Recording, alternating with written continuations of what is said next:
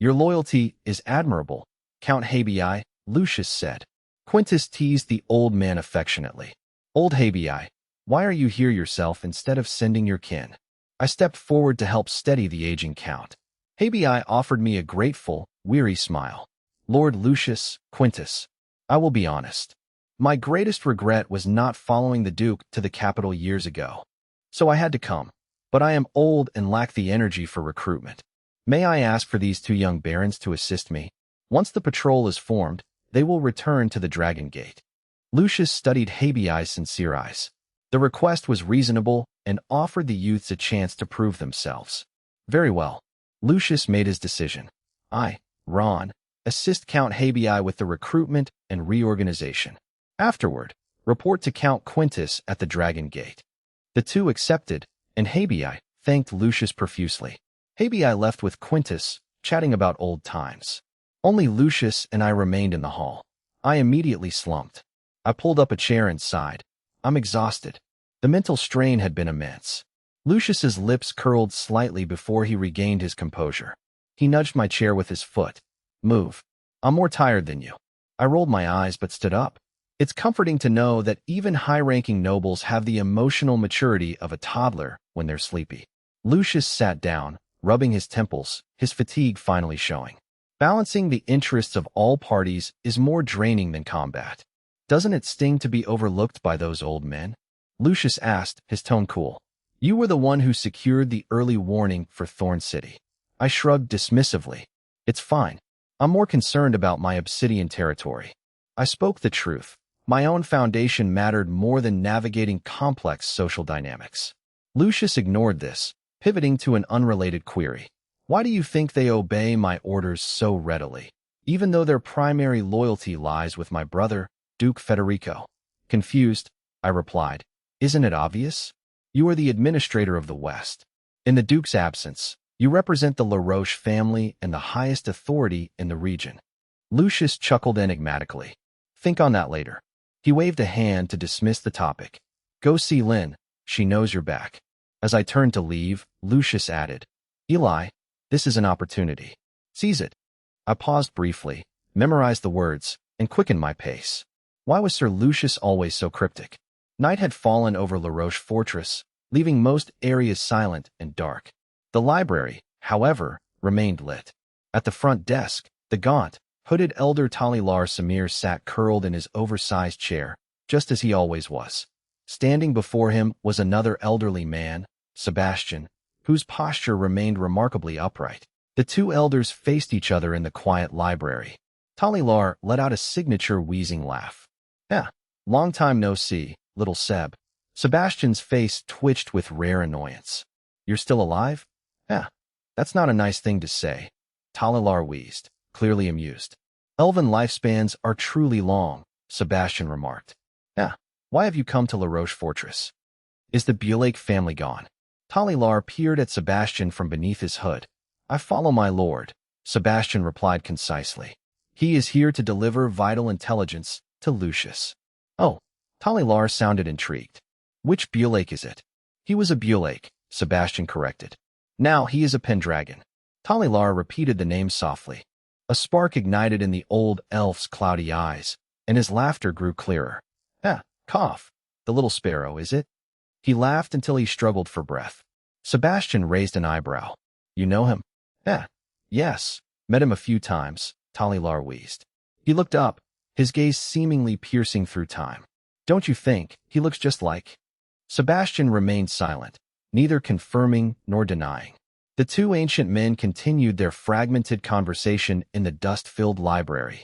Their talk jumped between distant memories, blurred figures, and cryptic meanings only they understood. Candlelight stretched their shadows across the endless shelves, accompanied only by Talilar's labored breathing and Sebastian's calm, echoing responses.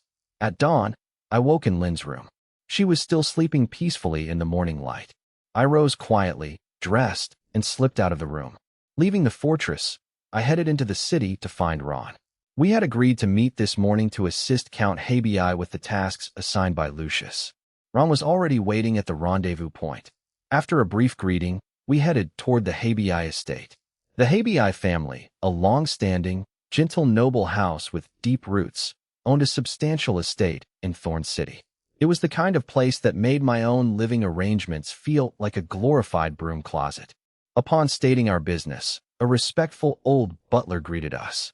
Baron Pendragon, Baron Hohenzollern, good morning. The Count is expecting you. Please, follow me. The butler led us through corridors that exuded a sense of history to a bright, cozy room. Count Habii was sitting at the dining table, eating breakfast. Seeing us, he smiled warmly and dismissed his servants. Barons Eli and Ron, welcome. Good morning, Count Habii, we replied. No need for formalities. You haven't eaten? Join me. The Count gestured to the empty chairs. We too sat down, unable to refuse the elder's hospitality. We thanked him and accepted the simple meal of fresh bread, warm broth, and fruit. The Count chatted amiably about our territories, acting like a concerned grandfather. After breakfast, he wiped his hands and said, "Now, to business. We head to the Mercenary Association first." I and Ron exchanged a look of surprise, because nothing says diplomatic mission like a detour to hire professional thugs. The group departed for the association. Located in a bustling district, the association building looked rugged and imposing. An attendant at the door immediately bowed upon seeing the noble party. To the stars and the abyss. Welcome to the Mercenary Association. My lords, do you have a contract to post? I looked inside. The hall was vast, filled with wooden tables. The occupants were a motley crew in leather, chainmail, or simple rags. They were armed with everything from swords and axes to bows. Many were drinking, talking, or cleaning their weapons. The arrival of the nobles drew curious, and some brazen, stares. The walls were plastered with parchment contracts. The air smelled of ale and echoed with noise. It felt less like an institution and more like a tavern information hub hybrid, which is really just a tavern with better branding. Count Habii looked on with a nostalgic smile. He addressed the attendant and the room at large. We are here on behalf of Lucius LaRoche, Administrator of the West. We are forming temporary patrols to maintain order in Thorn City. We are here to post a contract. He raised his voice. Warriors, you are invited to join. The room buzzed with chatter. Patrols? Sounds safe. Lucius's orders? What's happening in Thorn? A man who appeared to be the manager hurried out. He was about 40, slightly plump, with a slick, professional smile. He bowed to the Count. It is an honor, Count Habii. Good morning. I am Amber, the manager here. My father, Solon Winterborn, often speaks of you with great respect. Amber? Solon's son? You've grown, the Count smiled. How is your father? He is well, thank you. He is currently away on a contract, Amber replied respectfully. I and my group entered the Mercenary Association, drawing immediate attention. Ron stepped forward, chest puffed out, and addressed the mercenaries. Thorn City faces war. Join us to fight for the peace and glory of the western border. The response was a wave of indifferent murmurs. No one seemed inspired. The crowd whispered about the impending war and the identity of the elderly Count Habii. Supervisor Amber looked embarrassed, while I sighed helplessly. I stepped forward, scanned the mercenaries, and held up one finger. Join the patrol. 1 gold coin for 10 days. The room fell silent. A roar of excitement erupted. What? 1 gold coin. 10 days. Is it true, my lord? I pledge my loyalty to the West. I have experience. Count Elian. The mercenaries, previously cold to Ron's call, now had eyes gleaming with greed. They swarmed forward, eager to sign up. For them, tangible profit outweighed any patriotic slogan. Count Habii, standing behind me, smiled even more broadly. His eyes narrowed into slits, masking his true thoughts.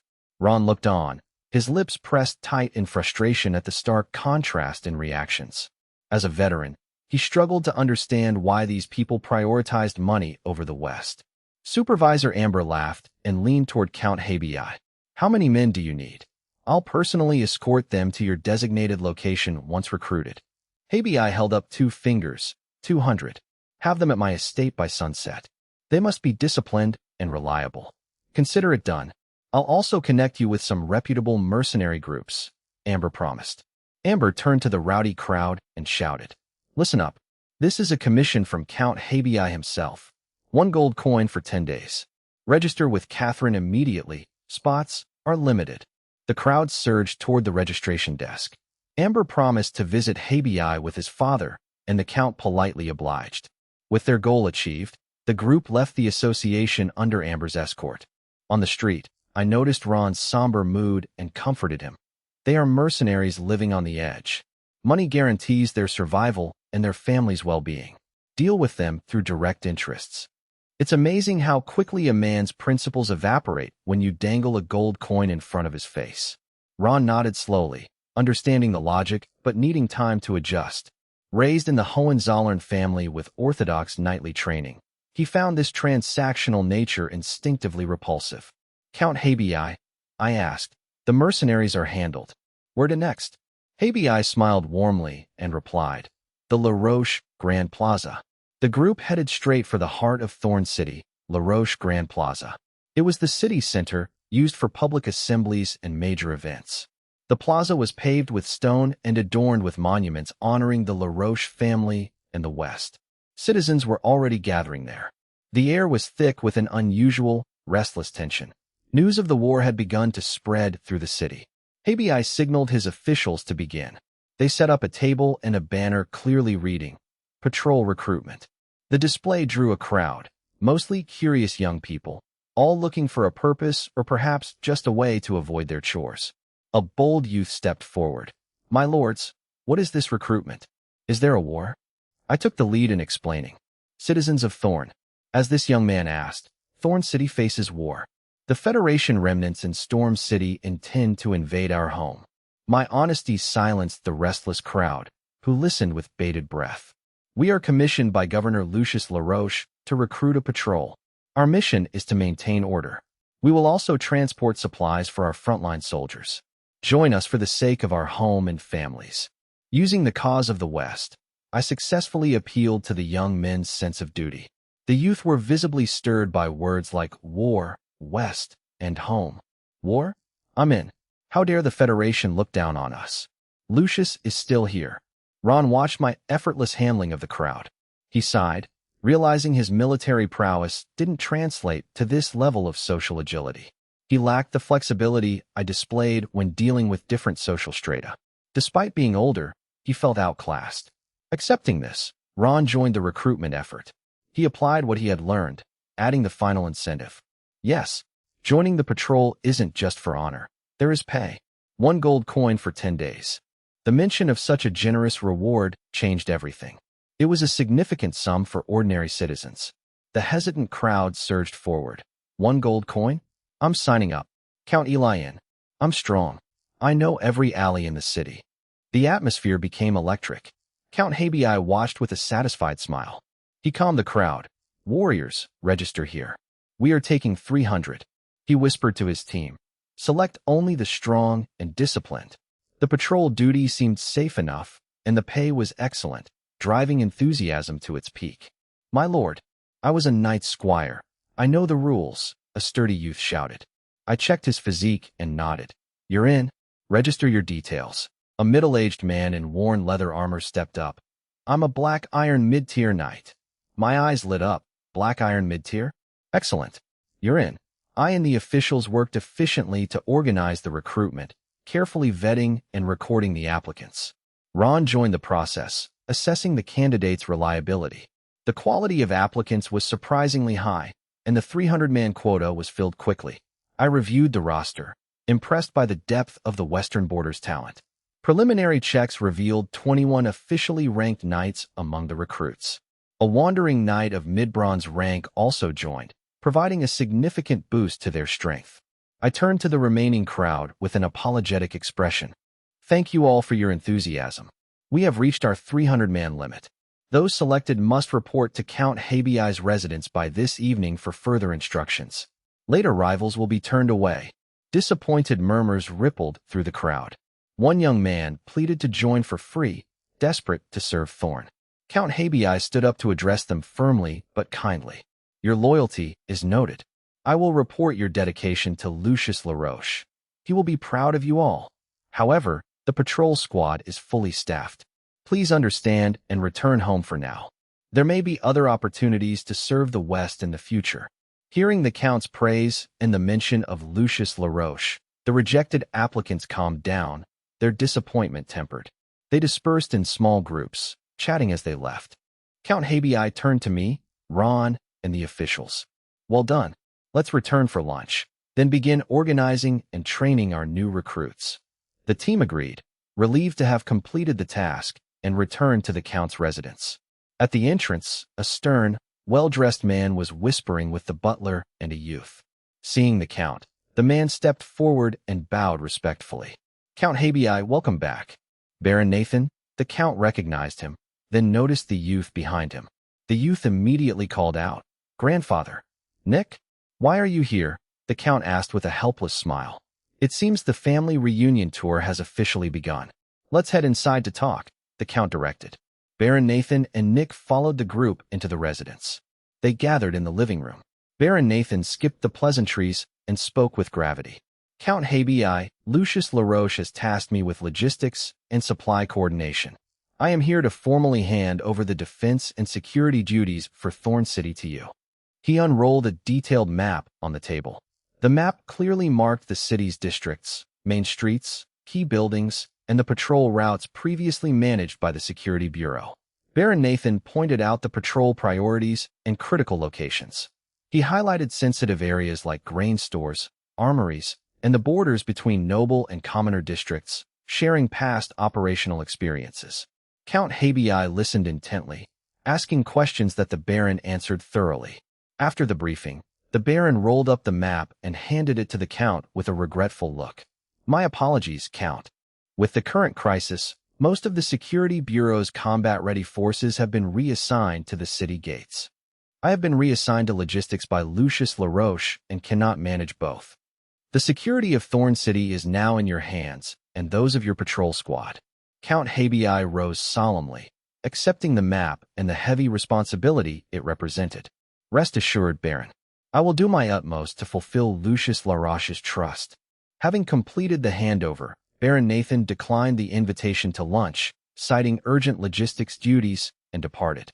It's amazing how quickly people find pressing paperwork when a meal is about to be served. Count Habii ordered lunch and turned to his grandson, Nick, with a sigh. Why did you come? I told you to stay safe in Obsidian City. Nick looked aggrieved and defended his decision.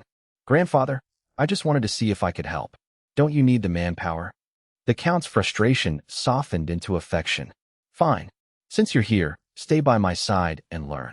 Remember, you are not to wander off without my permission. These are dangerous times.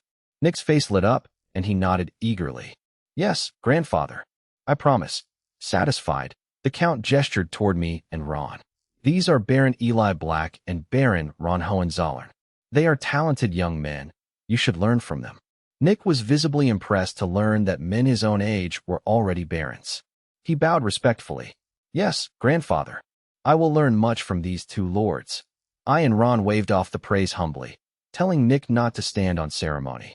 The butler and servants arrived with a feast. Let's eat. We've all been busy all morning, the Count invited. The lunch atmosphere was much lighter than breakfast.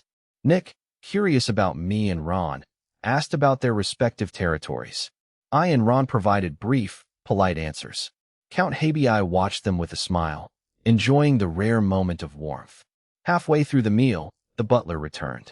Count, Amber from the Mercenary Association is outside with a group, requesting an audience. Ron was surprised. Already? He found 200 men that quickly. Count Habii laughed heartily. Amber is as efficient as his father. Let's go see them. He stood up and added to the butler. Clear out the vacant courtyard next door immediately. And purchase several hundred rations, especially meat and bread, for tonight. The butler paused in surprise, but quickly bowed and left to execute the orders. The group walked out to the main gate. Amber stood before a dense, orderly formation of men. There were roughly 200 mercenaries. Despite their varied attire, they were fit, sharp-eyed, and lacked the usual rowdiness of hired blades. The Count was pleased. Amber approached with 4 men who appeared to be leaders. Count Habii, the task is done. 200 men, all disciplined and capable. These 3 are mercenary captains, and this one was elected by the unaffiliated men. All 4 are veterans of the Western Border Army, making them easy for you to command. The 4 leaders stepped forward and gave a crisp military salute. Count Habii praised the 4 veterans, noting to Amber that my meticulous nature was a stark contrast to my father's bluntness. I suppose being called meticulous is just a polite way of saying I'm a pain in the neck. Amber laughed off the compliment, bid the Count farewell, and promised to convey his regards to his father. Count Habii then directed the 200 mercenaries into a prearranged courtyard. A messenger arrived, reporting that the recruits from the plaza had begun to arrive. Count Habii signaled me and Ron. He instructed us to guide the recruits to an adjacent courtyard. He stroked his beard with a smile. I am too old for this. Handle the basic grouping and drill training yourselves. I expect initial results by tonight, so I can assign patrol duties. Ron and I exchanged a helpless look but accepted the task, acknowledging Lucius's orders and the Count's age. I checked the registration list at the gate, verifying identities and directing the arrivals. Ron organized the 300 citizens in the courtyard, completing the assembly. Compared to the battle-hardened mercenaries, these recruits were sturdy but lacked the same seasoned edge, mostly because their primary life experience involved farming rather than disemboweling people. Ron and I divided them into 6 battalions, each with 5 squads. Leadership was assigned to the 20-odd ranked knights and experienced individuals, including the bronze-tier wandering knight. I briefed them on duties, discipline, and reporting protocols. Ron led the drill training until sunset, when Count Habii arrived with Nick. The Count inspected the 300 men, now standing in orderly ranks. He expressed his approval to me and Ron. He announced the end of training, calling the captains to receive their patrol sectors while the rest were dismissed for dinner. The hungry recruits cheered at the news. Count Habii gathered the 10 captains to review the maps provided by Baron Nathan. He assigned specific patrol routes and emphasized the importance of discipline. The captains accepted their orders and joined the meal. The Count turned to me and Ron with a sincere smile. He thanked us for our hard work. We modestly declined the praise. Ron stared longingly at the cooking pots. Amused, the Count waved us off. Go eat. Baron Ron, take Nick with you. I have things under control here. Relieved, Ron hurried off with Nick toward the food. Only Count Habii and I remained. The Count asked if I had a question. I admitted I did. Why did you specifically request us to assist with this recruitment? The Count smiled, his expression both scrutinizing and kind. The Habii family has always been loyal to the LaRoche family. I was curious about the character of those favored by Lord Lucius. I asked if he had found his answer. The Count nodded. Baron Ron embodies the honor, loyalty, and courage of the Hohenzollern family. Yet he is prone to being overly blunt and prioritizing honor over reality. With time, he will become a pride of the Hohenzollern family, much like his uncle, Marquis Marcus. I agreed with the assessment. The Count turned his gaze to me. As for you, you are calm, intelligent, and flexible. I watched you all day. You lack obvious flaws, but also lack glaring strengths. That makes me curious about your future. I humbly dismissed the praise, though being called a blank slate is a new way to be insulted. The Count chuckled. In some ways, you resemble a young Lucius. He grew solemn. My life, ISO Habii, has been mediocre and uneventful. I merely kept my duty as a vassal, but you are young and possess infinite potential. He paused. I offer no profound wisdom, only this: follow your heart. Do not make decisions you will regret, even if the cost is high. He looked out the window. Even commoners have things they hold dear: duty, faith, or family. Never forget them, no matter how far you go. I bowed respectfully, deeply moved by the old man's sincerity. The next day, Ron and I departed for our main post, the Dragon Gate. The atmosphere grew heavy with the impending war. The roads were crowded with carts and laborers transporting supplies. Arrows, logs, stones, and boiling oil were being moved into position. The Golden Lion banner of the LaRoche family and Count Quintus's flag flew over the walls. The gates were reinforced, and soldiers patrolled the ramparts with grim expressions. Ron and I reached the command post near the gate tower. It was a stone room with a view of the exterior and the walls. Count Quintus was studying a terrain map. He looked up and asked if the recruitment mission was complete. We confirmed the task was finished and the Count had taken charge of city defense. Count Quintus expressed his satisfaction. Stay here at the Dragon Gate and assist me with the defense. It was nice to know my reward for finishing one job was immediately being handed another. He pointed to the map. I hear your archery is excellent. You will command the 500 archers. Your goal is to suppress the enemy and target their officers and siege crews. I accepted the command without hesitation. The Count turned to Ron. Baron Ron, you will be my guard captain and lead the gate reserve. Secure the command post and support any critical points on the wall as I order. Ron stood tall and accepted the order. Yes, we obey your command. Count Quintus then detailed the defensive deployment for the Dragon Gate sector. He specified the officers in charge of each wall section, supply depot locations, and emergency communication and support protocols. After briefing them, he ordered me to leave and take command of the 500 archers to familiarize myself with the wall's defenses. I acknowledged the order and exited the command post. I glanced toward the Obsidian territory, sighed softly, and began my new duties. It's comforting to know that no matter how far I run, someone always has a war waiting for me. Tensions mounted as the days passed in preparation for war. The Federation Coalition Army was now only half a day's march from Thorn City. Managing the 10,000-strong force, comprised of various factions, proved far more difficult than Paul had anticipated. Inside his command tent, Paul sat overwhelmed by maps and chaotic intelligence reports. He realized his position as leader was based on the strength of Wanlu rather than his own personal authority. He struggled to restrain allies accustomed to indulgence in the West. Orders were frequently ignored or poorly executed. An aide rushed into the tent. Lord Paul, a report from the Vanguard. Paul rubbed his temples and said, Speak. Boulder Sesson of the Vanguard reports they have encountered a frontier outpost. Paul frowned. He wanted to avoid unnecessary skirmishes before reaching Thorn City. The aide hesitated.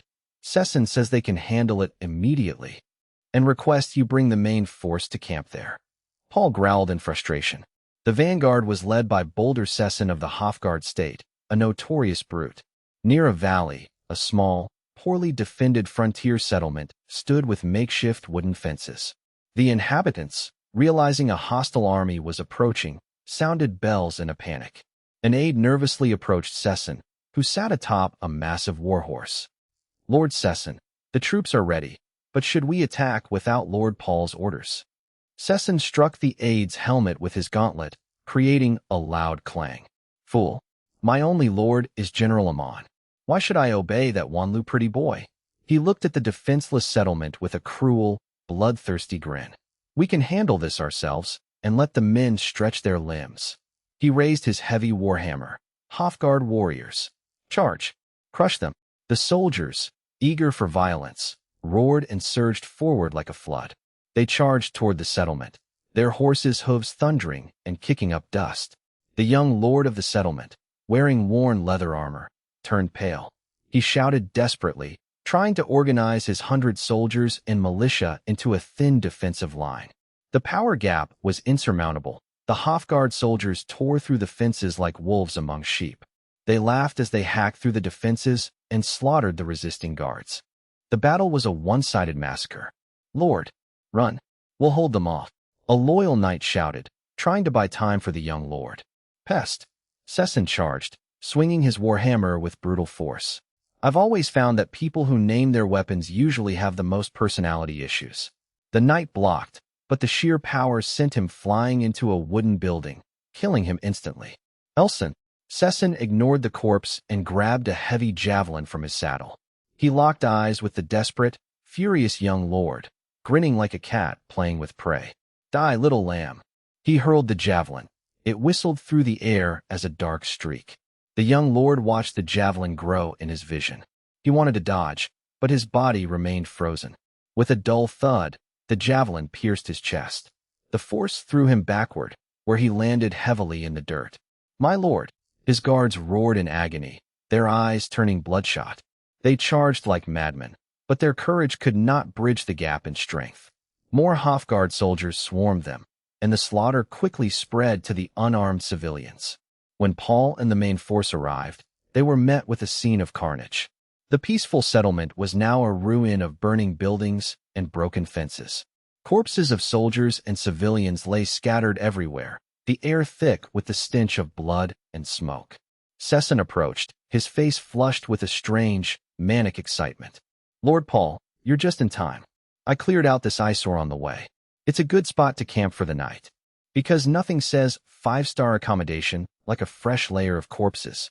The other Federation leaders reacted with indifference or cold amusement, all eyes turning to the livid Paul. Paul scanned the blood-soaked ground before fixing his gaze on Sesson's smiling face. Sesson's smile faltered under Paul's icy stare, and he swallowed hard. The air grew deathly still for several seconds. Finally, Paul nodded coldly and spat out one word. "Camp." Sesson stepped aside, relieved. The other leaders offered hollow praise, treating the massacre as a trivial hunt. Dawn broke over Thorn City. Golden sunlight pierced the night, hitting the high walls of the Dragon Gate and chasing away the chill. I sat on the wall, leaning against the cold battlements with one leg dangling over the edge. I toyed with a pebble, staring blankly at the waking city while my mind wandered far away. I worried about the Obsidian territory and Buck's preparations, disliking the feeling of relying on others for my safety. I flicked the pebble into the busy crowd below, watching it vanish without a trace. It's comforting to know that in a city this size, I'm not the only thing that can disappear without anyone noticing. I hadn't been idle. Using Lucius's authority and my own methods, I had made progress. By rewarding soldiers with extra meat, socializing with junior officers, and coaching talented archers, I had gained their respect. I had successfully integrated the 500 archers and established my presence. A young officer named Helen ran up the wall. She was one of the archer officers I had promoted, known for her sharp eyes and quick wit. Helen brought me oatmeal and bread, her expression filled with concern. I smiled warmly and accepted the meal. Helen asked why I favored this windy spot. I replied it offered a better view, then suddenly fell silent, my gaze sharpening toward the horizon.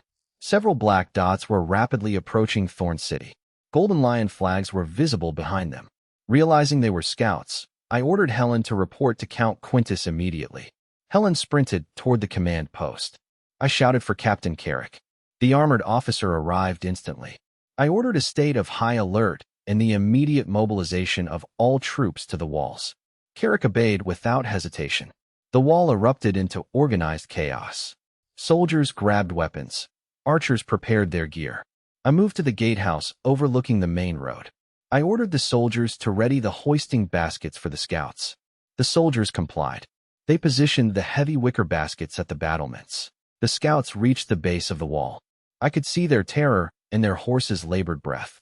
Warwick Quintus, the Count's nephew, led them, screaming upward. Warwick begged for the gates or baskets to be opened, warning of an incoming enemy force. I urged the soldiers to speed up the hoisting. The scouts abandoned their exhausted horses and scrambled into the baskets. Soldiers hauled the baskets up. I pulled a pale Warwick to safety. Warwick could only stammer that there were many enemies. I realized I wouldn't get clear intel from the panicked youth, who seemed to have left his tactical training in the dust alongside his horse. Another scout apologized, noting they hadn't had time to observe details. I dragged Warwick toward the command post. I ordered soldiers to provide the scouts with hot soup and rest. I dispatched Jack to warn Lucius LaRoche at the Lion Gate. I relayed that the Dragon Gate scouts reported a massive enemy approach. Jack sprinted off. I entered the command room with the distraught Warwick. Count Quintus stood by the map, tense. I reported that Warwick had returned with bad news. The Count demanded specific details on enemy numbers and equipment. Warwick stuttered in confusion. He could only repeat that there were many people and flags. Apparently, counting is a skill not required for the scouting corps. The Count slammed the table in frustration. He berated Warwick for failing to bring back actionable intelligence. As Warwick teared up, I intervened, stating it wasn't the time for blame. I confirmed I had already mobilized reserves and sent a warning to Lucius. I urged the Count to focus on defense. The Count regained his composure. He ordered Captain Victor to maintain high alert across the walls. No one was to leave their post. He ordered Sergeant Avey to move all defensive supplies, logs, stones, and oil, to the walls. Avey complied. He ordered Baron Ron and his adjutant Wick to deploy troops to their assigned positions. They were to follow the pre-established defense plan. Ron was to report back immediately. The Count then turned to me. He ordered me to organize the ranged units at their designated firing positions. He strictly forbade unauthorized firing until his command. I agreed, mostly because I enjoy not being the one responsible for starting a premature massacre. The Count scanned his officers. He reminded them that Thorn City, their families, and their heritage were behind them. He invoked the legacy of their ancestors who had defended the city before them. He raised his voice, rallying them. He declared there was no retreat. They must hold the Dragon Gate for the western border in their honor. The officers shouted their affirmation. They struck their breastplates in unison. They roared for honor. Paul's plan relied on a surprise attack and information asymmetry. He correctly assumed the attack would focus on the Iron, Kings, or Dragon Gates. His tactic was to harass the Lion Gate while launching probing attacks on the other three. This was intended to disperse the defenders' attention. He planned to send 3,000-man units to test the gates. He would then identify the weakest point. Once a weakness was found, he would commit his main force to break through. The plan was sound, provided the city remained ignorant of his approach. Unfortunately for Paul, my intelligence and Lucius's swift response meant Thorn City was already prepared.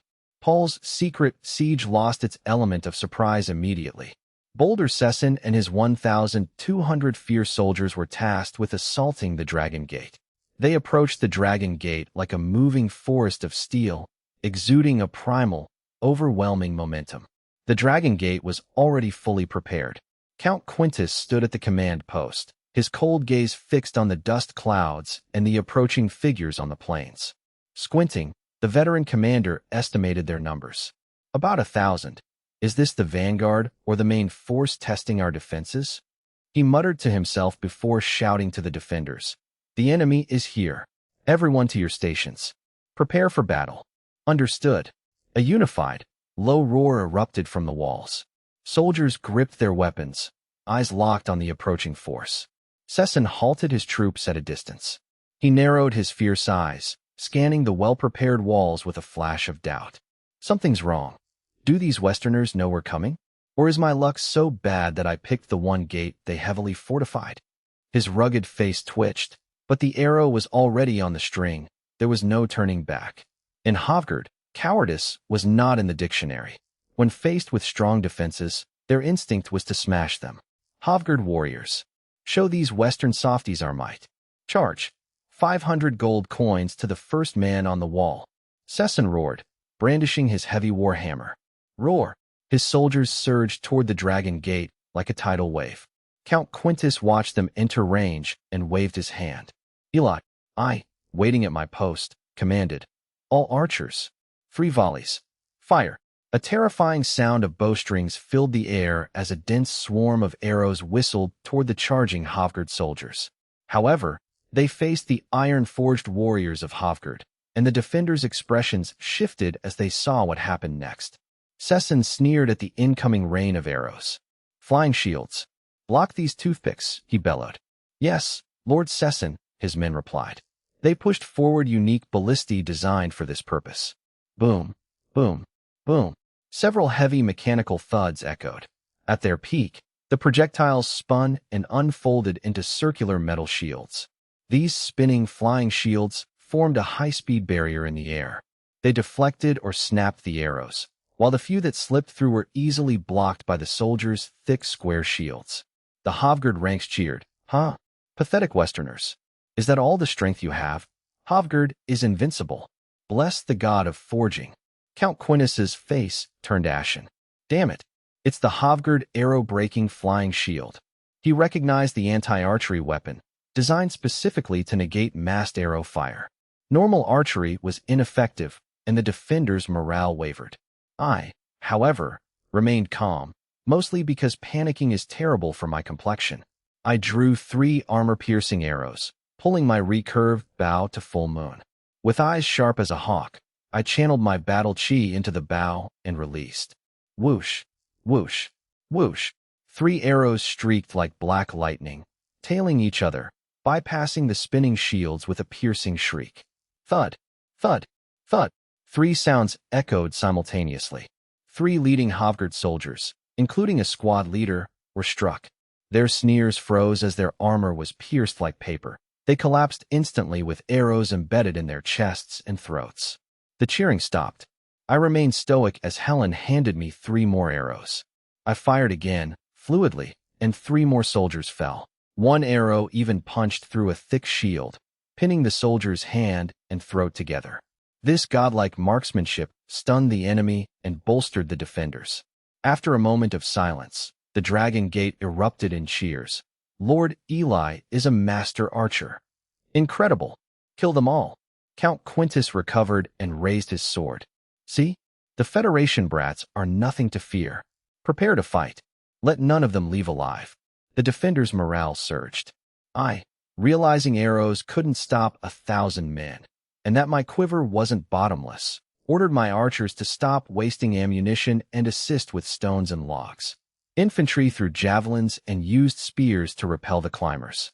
The Havgard soldiers were brave, shielding themselves against the barrage as they reached the wall.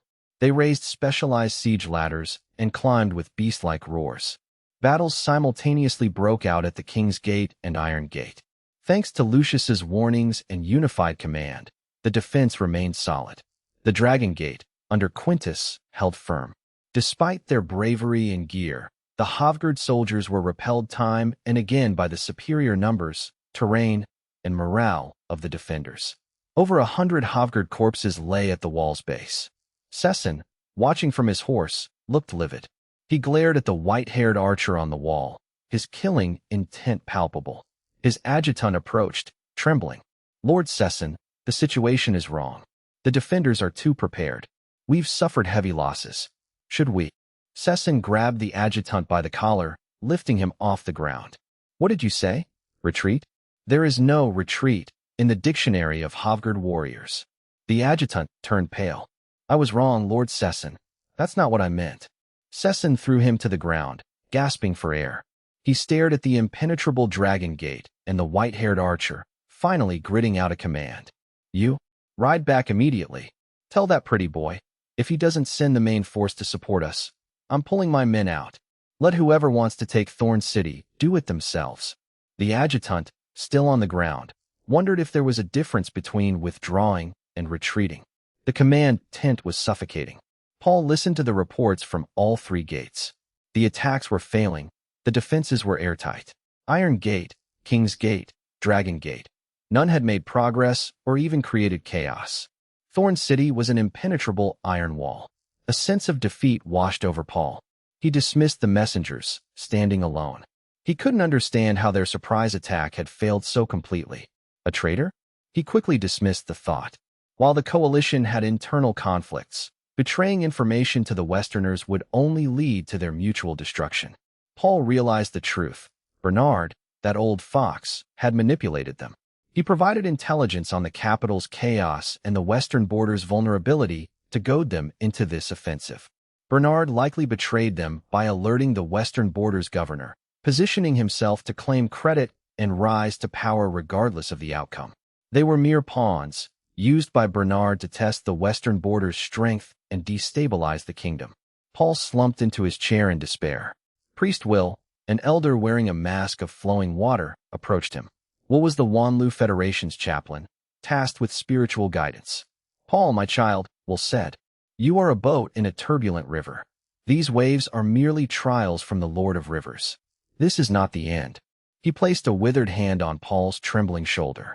Even if they know we are coming, they cannot conjure soldiers from thin air. You must decide quickly. Concentrate all our forces on a single gate. Like a river forced through a narrow gorge, we must strike with overwhelming impact. The Havgard soldiers are reckless, but their ferocity in breaching defenses is reliable. Wanlio's faith centers on the water god, Turner. Will's words calmed Paul's anxiety. I understand, Priest Will. Please, baptize me. I suppose I could use a bath, even if it's a religious one. Will took a pitcher of clear water from a nearby table. Standing behind Paul, he began chanting ancient prayers while tilting the pitcher. Cool water cascaded over Paul's head and shoulders. In the name of all rushing and deep waters, we honor you, Lord of Rivers. Grant your grace. that every river may flow as before, and your followers may always find hope in your shimmering waves. Paul closed his eyes, letting the water envelop him. Open your eyes, child, Will proclaimed. You are reborn. The water stopped. Paul opened his eyes, now calm and resolute. He strode out of the tent and addressed his guards. Bring me all the messengers you can find.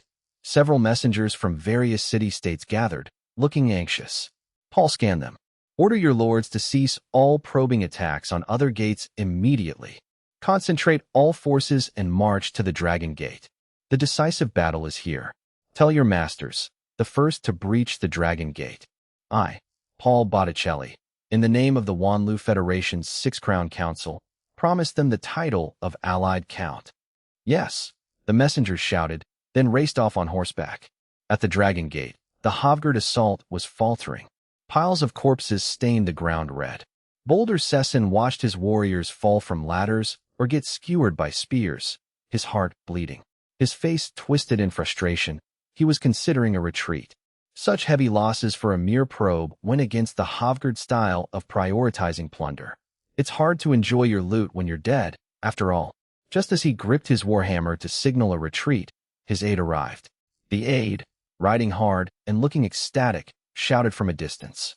Lord Sesson, the Alliance leader orders a full assault on the Dragon Gate. He promises a count's title to whoever breaches the wall. A count. Sesson's eyes widened in disbelief. A count meant noble status and hereditary glory. The reward was enough to drive anyone mad.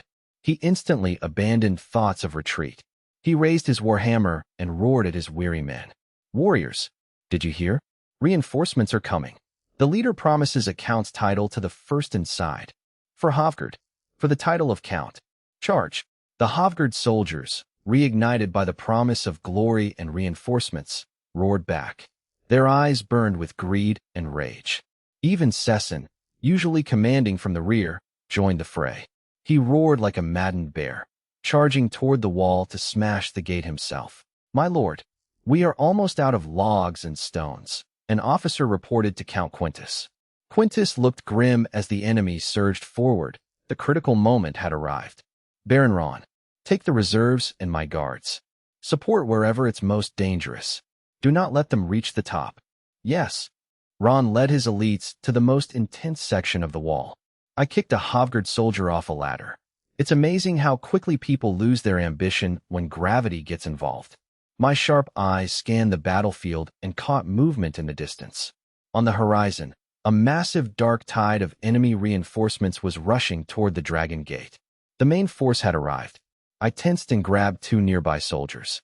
You two, run to the Lion Gate and report to Lord Lucius. Tell him the enemy main force is attacking the Dragon Gate. Request urgent support. Go. Yes, Lord Eli. The soldiers turned and sprinted away. I turned to the officer in charge. Oil. Bring up all the remaining oil. Now.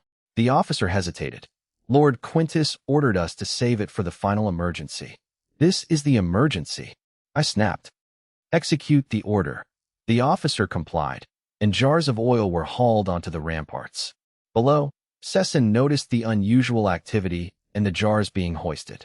Though not a genius, he knew the danger of defensive oil. Retreat. Scatter. They're pouring oil. But his warning was lost in the chaos of the charge. I grabbed a flaming arrow and knocked it to my bow. Simultaneously, the defenders tipped the heavy jars over the wall onto the densest clusters of enemies. Thick, black oil cascaded down like a waterfall. I released my arrow. Boom! A wall of fire erupted, the heat forcing the defenders back. The Hovgard soldiers caught in the inferno screamed in agony. They writhed like human torches before turning to ash. The raging fire created a temporary death zone, halting the enemy advance. Sesson's eyes turned bloodshot as he watched his men burn. He glared at the white-haired figure on the wall and roared like a beast. White-haired bastard. I will kill you. I'll throw you into the furnace and make you the hottest coal in Hovgard. I swear it. The defenders cheered, catching their breath as the fire held the enemy at bay. My messengers finally reached the Lion Gate, gasping for air, to find Lucius. Lord Lucius, I sent us to report. The enemy main force is attacking the Dragon Gate. We need urgent reinforcements. Lucius frowned deeply. He really did have a face built for bad news. The enemy had concentrated their strength on a single point, putting immense pressure on the Dragon Gate. He hesitated not for a second. Messenger, here, order the commanders at the King's Gate, Iron Gate, and all other posts to strip their defenses to the bare minimum. Have their deputies lead all available troops to the Dragon Gate immediately. The messenger rushed off. Lucius turned to a golden lion knight in the tent. Baron Parr. A middle-aged knight stepped forward. Here, sir. Take all the golden lion knights and head to the Dragon Gate at once. Stabilize the line. Sir, all of them? What about your safety? Go. Baron Parr saluted and left. Lucius stared toward the Dragon Gate, his knuckles white as he gripped his sword. Hold on, Eli. Below the wall, the fire from the oil finally died out, leaving only charred ground and twisted corpses. During the lull, I approached Count Quintus. Count, their main force is arriving. I've requested reinforcements from Lucius. Count Quintus watched the massive army gathering on the horizon. Hearing that reinforcements were coming eased his tension slightly. Well done, he said hoarsely. But until they arrive, we are on our own. The flames vanished, and Paul's coalition army merged with Sessen's remaining forces. Nearly 10,000 soldiers loomed, creating a suffocating pressure. Paul raised his sword toward the Dragon Gate and roared. All troops, target the Dragon Gate. Break it at any cost.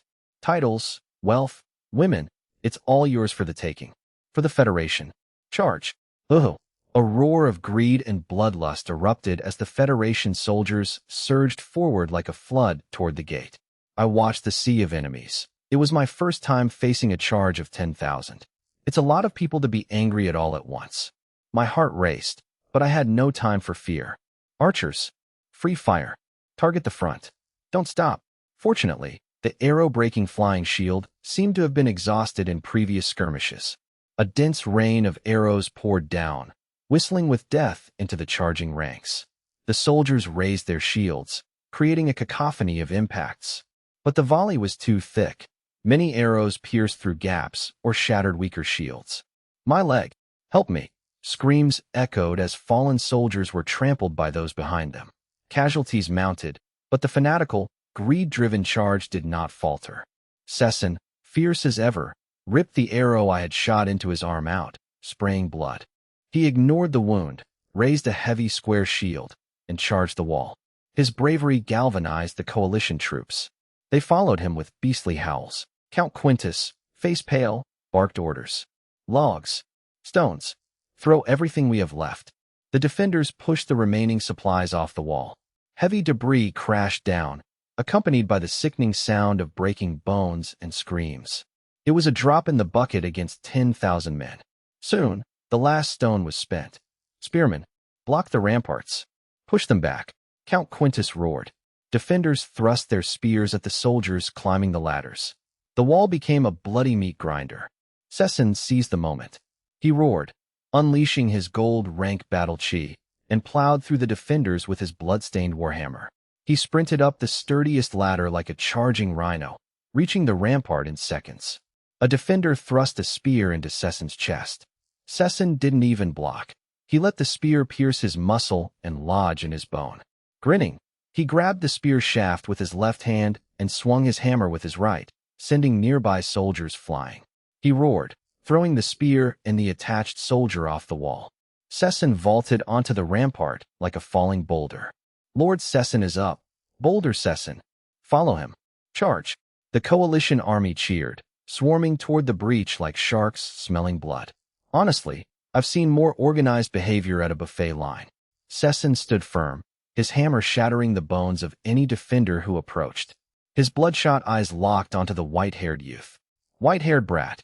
Sessen charged at me like a runaway carriage, crushing anyone in his path. Lord Eli, the soldiers cried. I took a deep breath as Sessen bore down on me. I drew my silver sword, bracing for the impact. Boom! The hammer and sword collided, sparks flying. An irresistible force surged through the blade.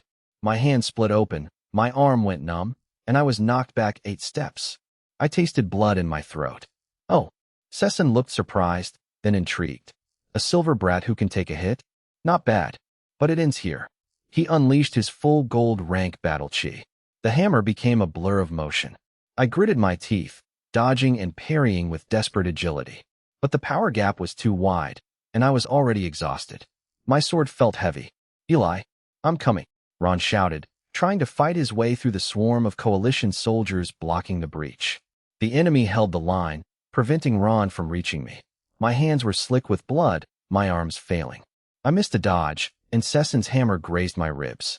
The sheer wind of the blow sent me flying into the stone wall. I coughed up blood, nearly losing consciousness. "It's over," Sesson sneered, walking toward me. "Eli," Ron screamed in despair from the outside. Struggling to push forward, I was quickly swarmed by enemies. Watching Boulder Sesson approach, I felt a surge of frustration at my own weakness. Desperate, I gripped my silver sword with numb fingers for a final stand. At that critical moment, a calm voice echoed in my mind. "Young master, please allow me to lend you a sliver of my strength." I froze, wondering if I'd finally hit my head hard enough to start hearing ghosts. That voice, was it his butler, Sebastian? Before I could process it, shadows erupted from beneath my feet like living things. Like black vipers, the shadows coiled around my legs and surged into my body, flooding my limbs with a cold, violent, and dark power. The pain and exhaustion vanished, consumed by this new energy. My clear blue eyes turned pitch black. Feeling empowered, I had a fleeting, absurd thought about the butler's dramatic timing, but it was quickly drowned out by a bloodthirsty urge. I looked up, my black eyes locking onto Sesson with a chilling smirk. I no longer felt fear or the need to retreat. I raised my silver sword, which hummed in resonance with the dark energy. Seeing the transformed eye and those unsettling eyes, Sesson faltered, his brow furrowing in confusion. "What is this? Madness? Or some forbidden technique?" Sesson growled. "Stop playing games and die." Shaking off his unease, Sesson swung his heavy war hammer with all his might at the charging me. He believed that absolute force would crush any trickery. I suppose he's never heard of the glass cannon build. What followed left everyone, including Sesson, paralyzed with shock. I didn't dodge. I swung my silver sword, wreathed in black mist, in a simple strike. Clang crack. The heavy war hammer, forged by a master, was cleaved in two. The cut was smooth as a mirror. Sesson's sneer vanished, replaced by sheer terror. He tried to retreat, but his feet were trapped by his own shadow, which had turned into a viscous swamp. "Now," I said, my black eyes devoid of emotion, "it ends." With a flash of black light, my blade swept across Sesson's neck like a reaper's scythe. Sesson felt a chill, then saw the world spinning. He saw the shocked soldiers below and his own headless body still standing, before his consciousness faded into darkness. "Lord Sesson," the Federation soldiers screamed in horror. Their invincible commander had been slain in a single blow. I ignored the rolling head and turned my gaze toward the breach. The dark power within me demanded release. The brutal siege seemed to pause in the wake of my terrifying outburst. At the breach on the wall, the remaining Federation soldiers stared at the white-haired figure approaching with my black mist-covered sword. A chill ran down their spines, their hands trembled. Fear spread like a plague, but a squad leader, desperate and fanatical, screamed to rally them. "He's just one man. He's flesh and blood. We can bury him with numbers. Avenge Lord Sesson. Charge!" His cry stirred a mix of fear and madness in the soldiers. They rushed forward, but I was already consumed by the cold, dark power and a pure desire to kill. I saw only prey in my black eyes, devoid of any human emotion. I moved like a ghost, sidestepping, sliding, and striking with lethal efficiency. My sword became a tool of death, each swing bringing a spray of blood. I either sliced throats or severed weapons and limbs alike. There were no shouts, only the sound of steel cutting bone and the short, sharp cries of the dying. Within moments, dozens of corpses lay at my feet. I stood amidst the carnage, a white-haired demon from hell, though I really could have used a shower before the dramatic entrance. Baron Parr finally arrived at the Dragon Gate with 250 elite Golden Lion Knights. They were stunned into silence by the hellish scene and the terrifying figures standing in the sea of blood. "A demon. He's a demon." A soldier's panicked cry shattered the remaining morale of the Federation troops. Unable to bear the slaughter, they fled toward the ladders, some falling to their deaths in their haste. I had single-handedly sealed the breach. Ron finally broke through the chaos to reach my side. Seeing my pitch-black eyes and feeling my cold aura, Ron felt a surge of dread. "Eli, are you all right?" Ron asked, but I didn't respond. I scanned the chaotic enemy ranks below. My bloodlust unquenched, I gripped the battlement and leaned forward, intending to leap down and continue the slaughter. "Eli," Ron shouted. He and several soldiers tackled me, dragging me back from the edge. "Let go," I growled, my voice raspy and my strength immense. Seeing me fully possessed, Ron took a risk and delivered a precise strike to the back of my neck. I went limp, my eyes dimming, and I collapsed into unconsciousness. Ron caught me, relieved. Baron Parr and his knights finally moved to secure the wall. They joined the fray, clearing the remaining enemies. With Cessan dead, my counterattack, and the arrival of the Golden Lion Knights, the tide had turned. The Federation's morale, already battered by heavy losses, was shattered. The defenders, inspired by the turn of events, repelled the final desperate assault. Reinforcements from the King's Gate and Iron Gate arrived at the Dragon Gate. The influx of fresh troops bolstered the defense significantly. Caught between the defenders and the new arrivals, the Federation army collapsed. The soldiers fled in disarray, unable to reorganize.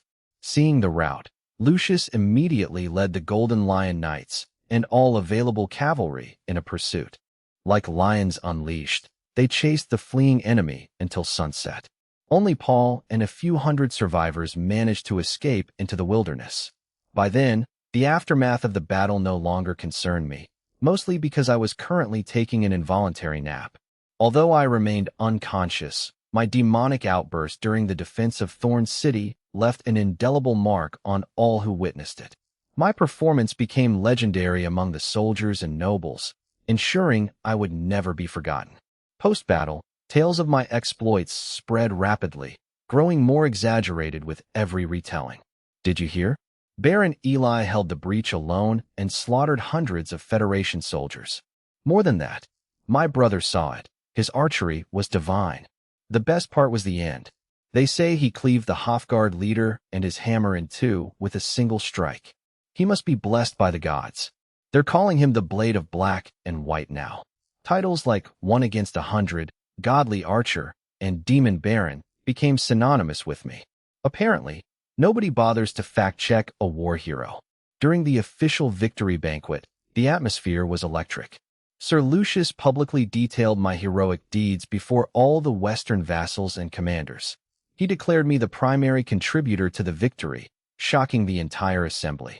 Nobles who had only heard rumors finally grasped the scale of my achievements. It wasn't just my combat prowess. It was the life-risking intelligence I delivered that saved them all. Lucius then delivered an even more stunning announcement.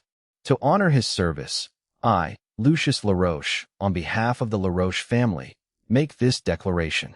Baron Eli Pendragon shall be betrothed to my grandniece, Lynn Aurora of the LaRoche family. Once the Baron recovers, I will personally preside over their engagement ceremony. This move effectively bound the rising star, me, to the most powerful house in the West. My future influence was now cemented. The ceremony continued with rewards for other heroes. Many brave warriors received honors, gold, and titles for their roles in the defense. Notable mentions included Count Quintus, who commanded Dragon Gate, and Baron Ron Hohenzollern, who held the line. Young Knight Phelan Punch was also recognized for his daring countercharge at King's Gate. Lucius personally awarded them the Golden Lion Medal, the West's highest military honor. Through this victory and his new alliance, the pioneer lord from the royal territory had firmly established his legacy. My name and prestige were now unshakable across the western border. News of the victory spread throughout the Orlando Kingdom, boosting morale and national spirit. It served as a stark reminder of the Western Army's might and the LaRoche family's unassailable authority. However, this triumph was not entirely welcome in the royal capital of Orlandia.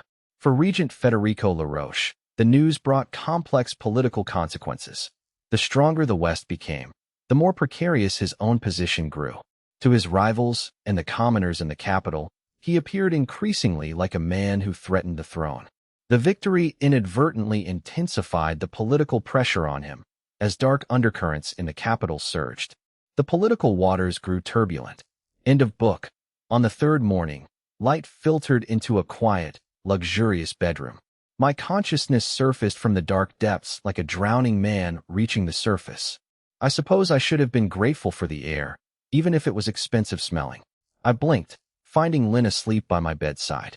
She rested her head on her arms, her long lashes casting shadows as she breathed steadily. I scanned the unfamiliar, ornate room, my neck stiff. The air smelled of herbs. As I tried to move, a sharp, searing pain shot through my body. I couldn't help but groan, a sound that instantly woke Lynn. She snapped her head up, her eyes still hazy with sleep. Seeing me awake and watching her, her eyes welled with tears. I just wanted to move, didn't mean to wake you. I stammered, helpless as she began to cry.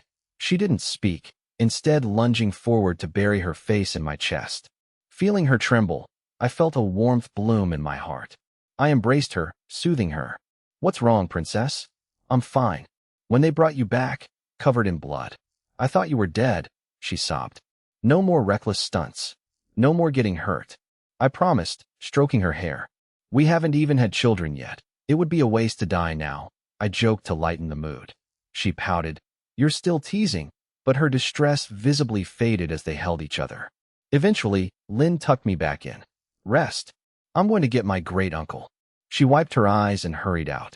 Alone, I closed my eyes and began circulating my battle chi using the raven breathing technique.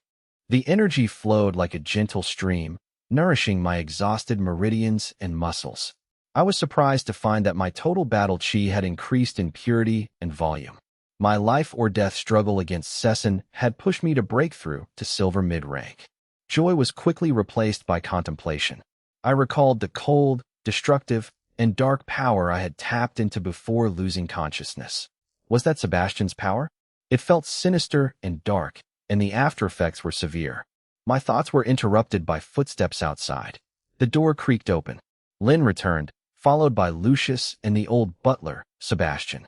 With them was an elderly man in white robes, holding a simple wooden staff. Lucius checked on me, looking relieved, then turned to the elder. "Bishop Timmy, I leave him to you." The bishop smiled kindly. "Lord Lucius, you are too kind. It is my honor to assist the hero who defended Thorn City." The visitor was Timmy, a white-robed bishop of Thorn Cathedral. In the Orlando Kingdom, such bishops are prestigious figures stationed only in regional capitals. There are only 4 in the entire kingdom, excluding the Pope at the Cathedral of Light in the royal capital. However, due to shifting times, royal suppression, and the public's focus on secular life, the Church of Light's influence has waned. It no longer commands the absolute authority it held centuries ago. Bishop Timmy approached the bed, nodded at me, and placed his wrinkled hand on my forehead. A warm, gentle energy flowed into me, soothing my aches and fatigue. After a moment, Timmy withdrew his hand with a smile. "By the grace of the Holy Light, Baron Pendragon's constitution is exceptional. You are recovering remarkably well. In my estimation, you will be fully recovered, perhaps even stronger than before, in just 3 days." "That's wonderful." Lynn beamed with genuine joy. Lucius nodded, thanking the bishop. "Thank you for coming personally, Bishop Timmy." "A small matter," Timmy replied, then turned to me with an unexpected invitation. "Baron Eli, would you care to visit Thorn Cathedral once you have recovered? I would be honored to introduce you to the teachings of the Holy Light and the beauty of the cathedral." I wondered why a regional bishop would invite me. Usually, people only want to see me when they need something killed or paid for. I had no prior ties to the church. Was this due to my performance in the battle, or had the bishop sensed something unusual? Keeping my thoughts hidden, I nodded politely. "It would be my honor, Bishop. I shall visit once I am well." Timmy smiled. "May the Holy Light protect you. I look forward to your arrival."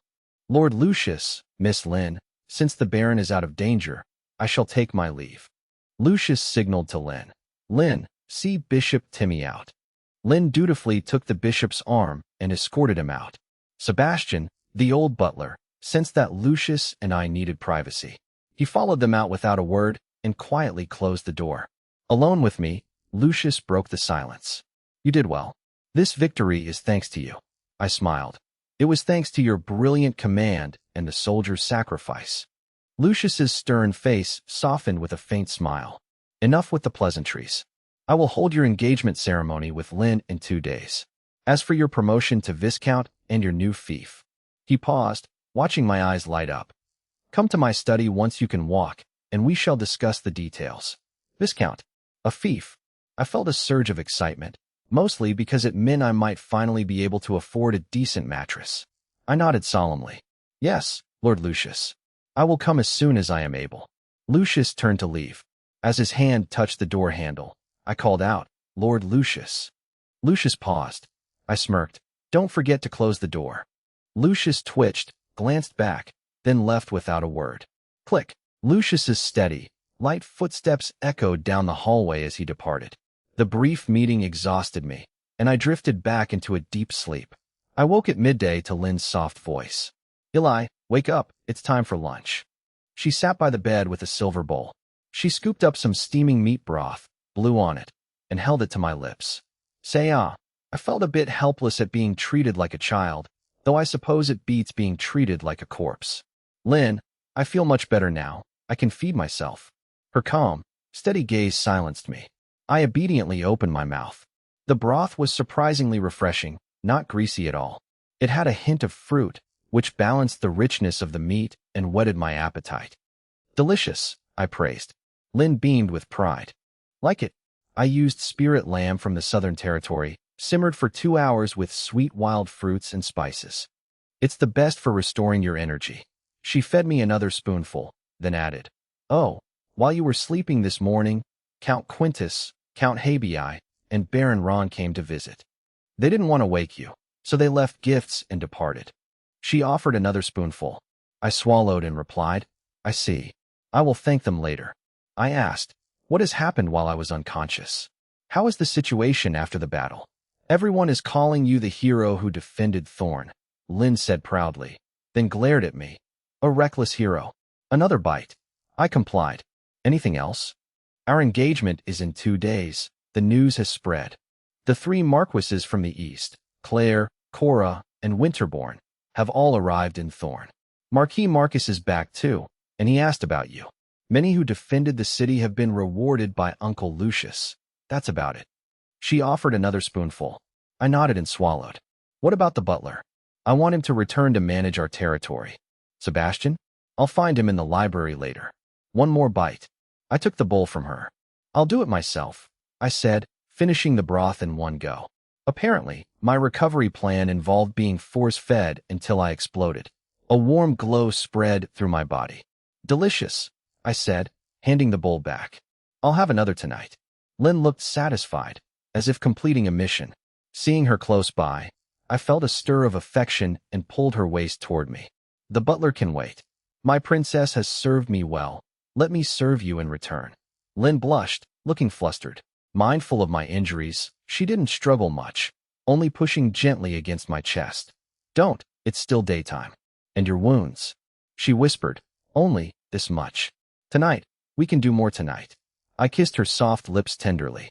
Lin stiffened for a moment before melting into the kiss, wrapping her arms around my neck. I and Lin parted, breathless. Lin, flushed and flustered, pulled away from my wandering hands, knowing we were on the verge of losing control. She straightened her dress and stammered, That's enough. I'll go find Sebastian. She fled, leaving me alone to sigh at my own physical arousal. I wondered if Lin's potent broth contained special ingredients. My body certainly seemed to think so. Time passed slowly in my restless wait. Eventually, the door opened silently, and the old butler, Sebastian, entered. He wore his immaculate dark uniform, his expression as calm as ever. Young master, he bowed slightly. Sebastian, come here, I said, my tone turning serious. I have questions for you.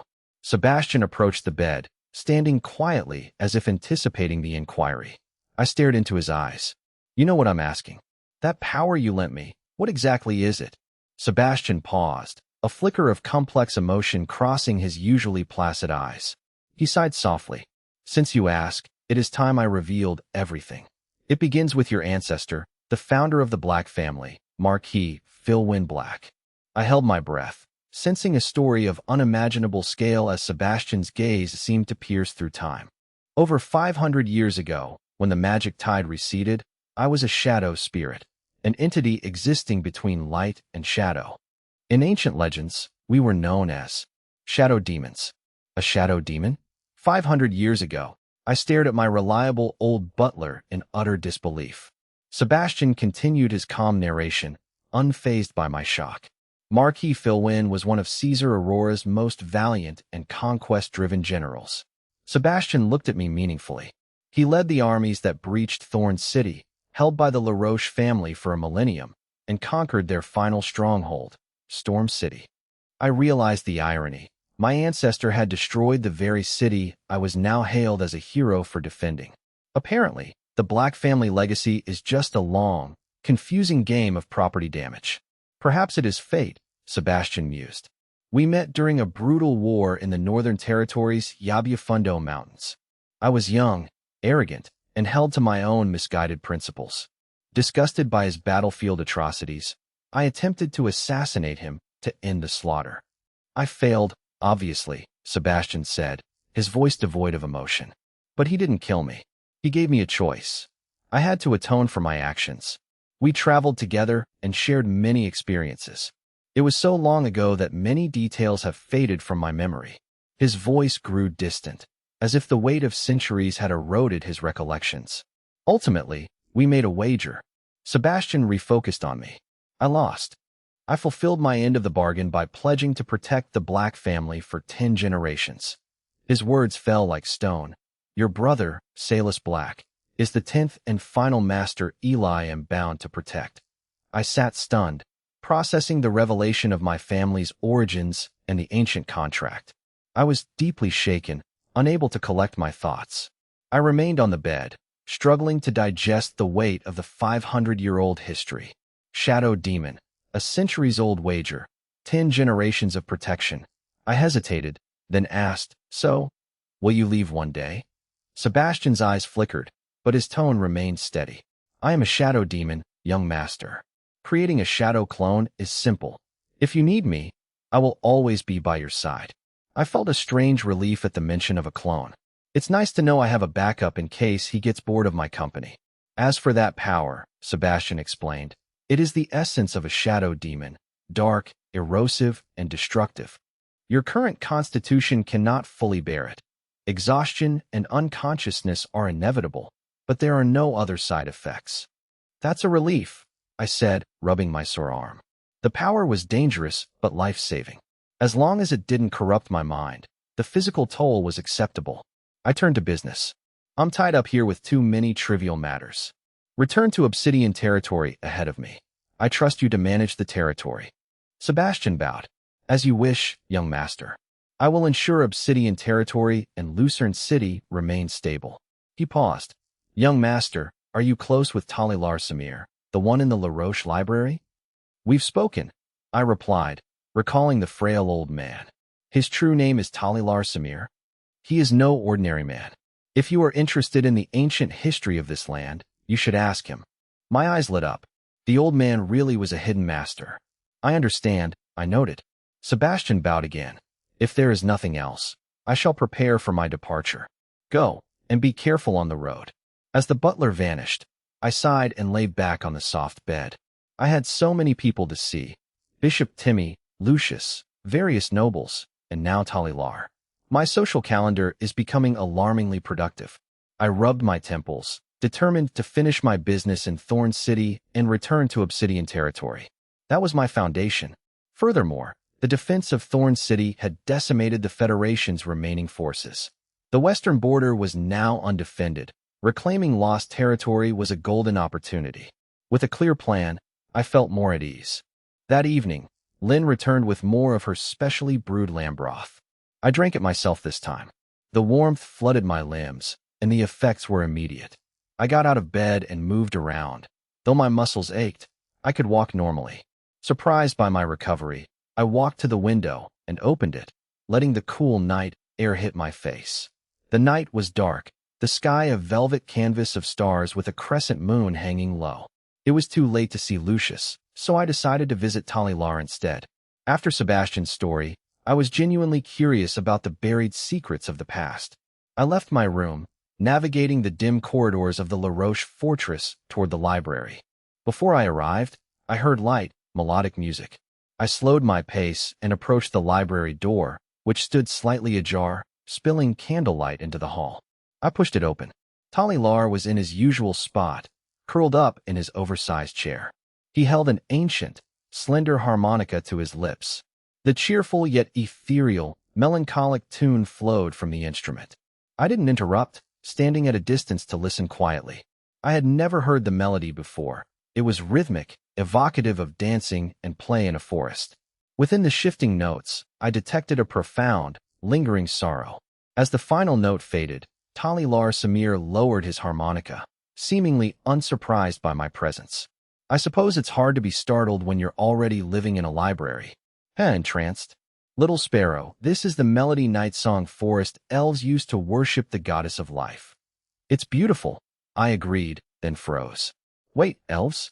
Goddess of life? You're an elf? This explained why Queen Irene had sensed an elven aura on me at the sanctuary. I must have picked it up during my previous visits to the library while interacting with Talilar. Talilar didn't deny it. So little Seb told you everything? My eyes widened. Calling a centuries-old monster Little Seb? Talilar chuckled at my shock. I suppose when you're that old, everyone is a toddler. I am Talilar Samir, an elf. He removed his hood, revealing a wrinkled, pale face that hinted at past handsomeness. His most striking features were his moon-silver hair and the long, pointed ears protruding from it. Real, aren't they? Talilar teased. I asked about the historical enmity between the La Roche family and the elves. On the surface, yes, Talilar replied. Roderick Laroche's betrayal is an undeniable fact. When I pressed for deeper reasons, Talilar shook his head and pulled his hood back up.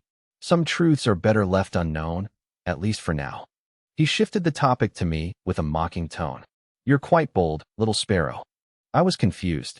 Playing both sides, are we? Talilar laughed. Princess Lynn, bearing the blood of both La Roche and Aurora, and our night song forest jewel, Queen Irene. I stiffened. That was an accident. I stammered, flustered that the old elf knew. It's amazing how quickly a conversation turns into an interrogation when you're the one being interrogated. I am one forgotten by time. I observe, but rarely intervene.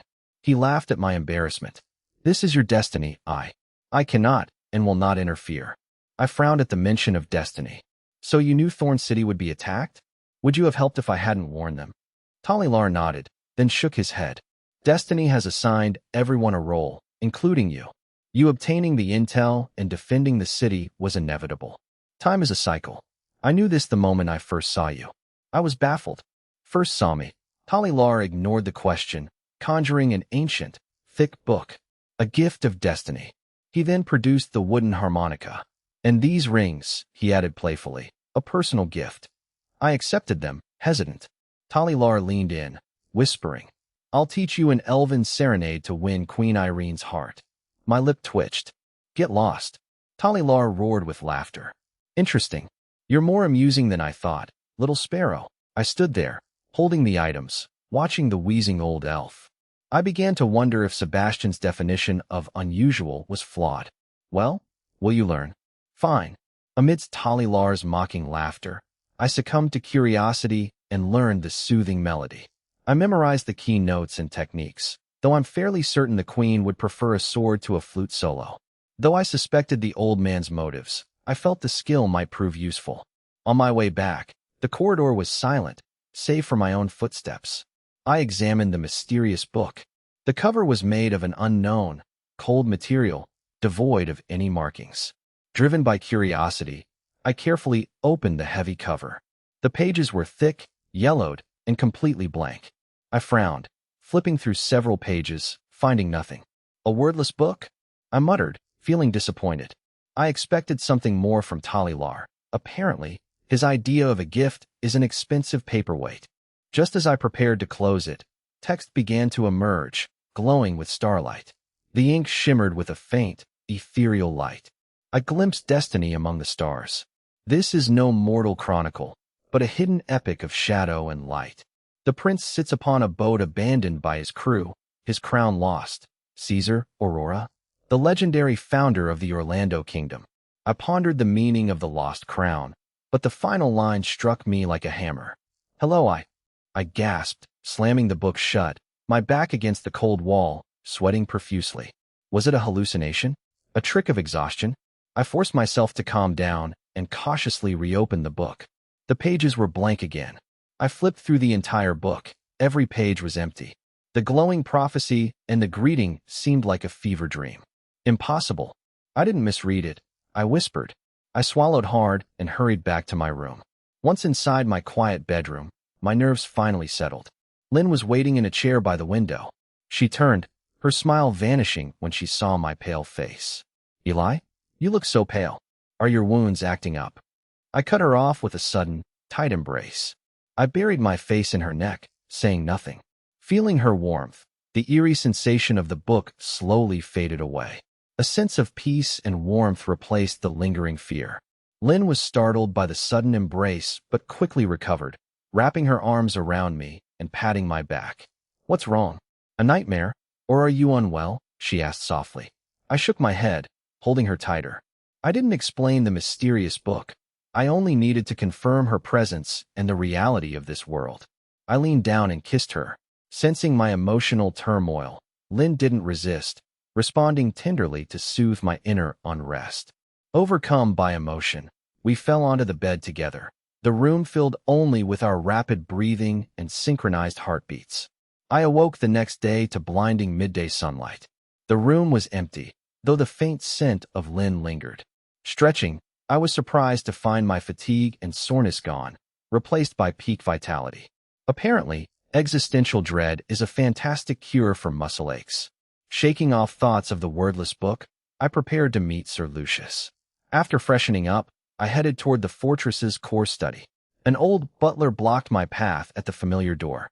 The butler, a long-serving member of the LaRoche family, offered a polite, apologetic smile. Good day, Baron Eli. I'm afraid this is a bad time. Sir Lucius is in a long-standing meeting with 4 marquises. I realized these were the leaders Lynn mentioned: Claire, Cora, Winterbourne, and the returning Hohenzollern, included in the list above. The West's Supreme Power Corps was gathered to decide the region's future. I nodded. Thank you for the information. The butler smiled warmly. No need for formalities. We owe the victory at Thorn to you. I will notify Sir Lucius and send word to you as soon as they finish. Feeling the weight of being a hero, I thanked him and left to find Ron. Our camaraderie, forged in the Battle of Thorn where Ron knocked me out to stop my rampage, was worth honoring. Apparently, a swift blow to the head is the foundation of a lasting friendship. Meanwhile, in Kyle City, held by the Hofguard Federation, in a room adorned with battle axes and hammers, General Amon, a burly man with a thick red beard, frowned as he listened to a travel-worn subordinate. Defeated? Total annihilation. Amon's voice boomed. His illness was genuine, which was why he hadn't personally led the attack on Thorn. He had sent his trusted general, Boulder Sesson, with 1,200 elite Hofguard warriors. He expected at least to cripple the western defenses. Instead, he received news of a crushing disaster. Yes, General, the scout trembled. The plan leaked. Thorn's defenses were impenetrable, and Lord Sesson is dead. Amon sighed, his brow furrowing deeper. He was lucky to have stayed behind. But Sesson was the grandson of a master blacksmith. The Federation would be furious. He slammed his fist onto the iron table with a loud clang. Paul Botticelli, that incompetent fool from Wanlu. He should have died on the battlefield. You're right, General, the subordinate agreed. He took 3,000 men, and with the other city-states, we had 15,000. How could they lose so badly? You should have been the leader. If you had commanded, this wouldn't have happened. Amon interrupted the flattery. Wait, you said Paul took 3,000 men from Storm City? Yes, General, most of the main force. Amon repeated the number, his eyes glinting with a new, calculating light. He looked at the subordinate, his voice filled with excitement. Then, how empty must Storm City be right now? The subordinate's eyes widened. General, you mean? Amon smiled greedily. Paul's incompetence caused our losses. The Western Army will surely retaliate. Kyle City is inferior to Storm City. If we seize Storm City now, we can hold out longer and find a way to retreat to the Federation. He looked at the subordinate. Are you sure you were the first to return? Yes, General. I swear by the God of the Forge. I followed your orders, watching from the rear. As soon as they routed, I rode back immediately. Good. Iman decided. This is our chance to prove the value of Hofguard warriors. Get Hammer and the others. Now. Yes, General. The subordinate ran off. Iman touched his heavy battle axe. A new storm was brewing, fueled by those seeking to profit from the defeat. The meeting with Ron was relaxed and pleasant. Over ale, we reminisced about the battle at Thorn. Ron remained uneasy about my demonic outburst. I vaguely attributed it to a costly family secret, which Ron accepted out of respect. To thank him, I promised Ron a high-purity mithril spear. Ron froze, his cup nearly slipping from his hand. The veteran Hohenzollern knight's eyes widened, his lips trembling. His eyes welled with tears. Eli, are you serious? Ron choked out. It's too valuable. I can't accept this. He tried to refuse, adhering to his knightly code. But the instinctual desire for a legendary weapon was overwhelming. A mithril weapon. Even the prestigious Hohenzollern family only possessed two. Included in the context above. A personal mithril spear was an irresistible temptation for a warrior. Apparently, chivalry has a very specific price point. Seeing my sincerity, his refusal died in his throat. He grabbed my wrist. Eli, Ron sobbed, tears rolling down his face. Thank you. Ron Hohenzollern, will never forget this. I was momentarily stunned and touched by Ron's raw emotion. I patted Ron's hand, amused. It's just a weapon, Ron. We're comrades in arms. You earned it. Despite my casual tone, Ron shook his head vigorously, clutching his hand and repeating his thanks. I gently pulled my hand away, pacified the emotional Ron, and took my leave. Walking back, I reflected on Ron's near-hysterical reaction, gaining a new appreciation for the rarity of mithril weapons in this world. It's comforting to know that grown men can still be reduced to blubbering messes by a piece of sharpened metal. They were not just sharp blades, but symbols of status and heritage, far more valuable than I had imagined. Shortly after I returned to my room, there was a soft knock at the door. The old butler's respectful voice announced, Baron Eli, the lords have finished their meeting. Lord Lucius is free now. Please follow me. I straightened my robes and followed the butler to Lucius's study. I knocked, entered at Lucius's weary command, and found the room unchanged. Lucius wasn't working. He was reclined in his high-backed chair, eyes closed, massaging his temples with visible exhaustion. The secret meeting with the four marquises had clearly drained him. I bowed respectfully. Lucius hummed, eyes still closed, and noted, Your recovery seems good. Yes, thank you, Lord Lucius. I replied, taking a seat opposite the desk. I sat down naturally, sensing I wasn't expected to stand. Lucius finally lowered his hand and opened his eyes.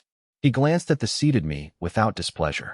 I've just finished planning the Western Border's next moves. Next moves? I blurted out, immediately regretting the intrusion. I shouldn't have asked about high-level strategy, but Lucius answered directly. The Federation lost most of their troops at Thorn, leaving their occupied cities defenseless. With the Federation currently embroiled in internal strife, they can't provide reinforcements. We must seize this chance to drive them out of the Western Border entirely. He paused, looking at me. We agreed to begin the operation after your engagement ceremony with Len. I understood and nodded. Understood, Lord Lucius. With Marquis Marcus back from the royal capital, his command will ensure we reclaim all lost territory quickly. Lucius nodded in agreement, then abruptly shifted the topic. Tell me, why do you think Marquises Claire, Cora, and Winterborn came to Thorn together? I hesitated. To seek forgiveness? Partially correct, Lucius said, sipping his cooled tea. Only half. My mind raced, though I suspected the other half involved a lot more paperwork than I wanted to deal with. If forgiveness was the pretext, what was the deeper motive? Could they be vying for the position of Supreme Commander in the upcoming campaign? Realizing I had touched on sensitive power dynamics, I quickly added, Forgive my reckless speculation, Lord Lucius. Instead of a reprimand, a low, short laugh escaped Lucius. He looked at me with undisguised appreciation. Haha, You've grown quite a bit. He set down his cup. Speak your mind freely in the future. No need for such restraint. After all, we'll soon be family. I felt a warmth in my chest and seized the moment to ask about my own fief. Seeing my eager expression, Lucius felt his fatigue lift. He pointed at me and smiled. I know what you're after. Don't bother with major strategic hubs like Kyle City. You lack the seniority to command it, and it's too far from your obsidian territory to manage effectively. I put on a look of mild disappointment. We've decided on Spring City, south of Lucerne City, as your new fief. It's mid-sized, fertile, well-watered, and perfectly connects with your existing lands.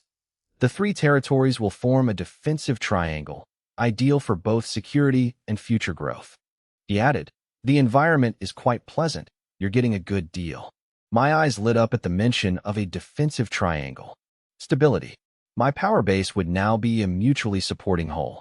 It was far more valuable than an isolated city. Thank you, Lord Lucius, I said sincerely. Lucius's expression dimmed slightly. The Samuel family held Spring City.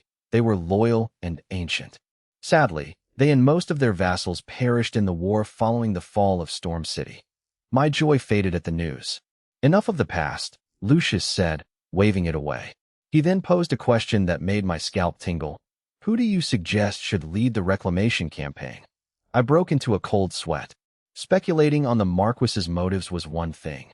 Advising on the commander was another. The water was too deep for me to wade into. If the powerful Marquises learned I was meddling, I would face dire consequences. Lord Lucius, I said, carefully choosing my words. I am not familiar enough with the Marquis's capabilities or temperaments to offer an opinion. Lucius chuckled at my discomfort and let it slide. Fair enough, that's above your pay grade. I have another task for you. I exhaled in relief. Please, command me. Bishop Timmy invited you to visit the Thorn Cathedral, didn't he? I want you to gauge the church's recent movements and their attitude. The church? I asked, surprised. Is something wrong? Lucius's gaze deepened. No conspiracy, but vigilance is necessary. You know the theocracy's influence has waned over the centuries. They won't stay silent. They'll seek any opportunity to regain power. After the Battle of Thorn, Bishop Timmy suggested I authorize the restoration of their armed force, the Sons of Light. Church militants? I frowned, realizing the gravity.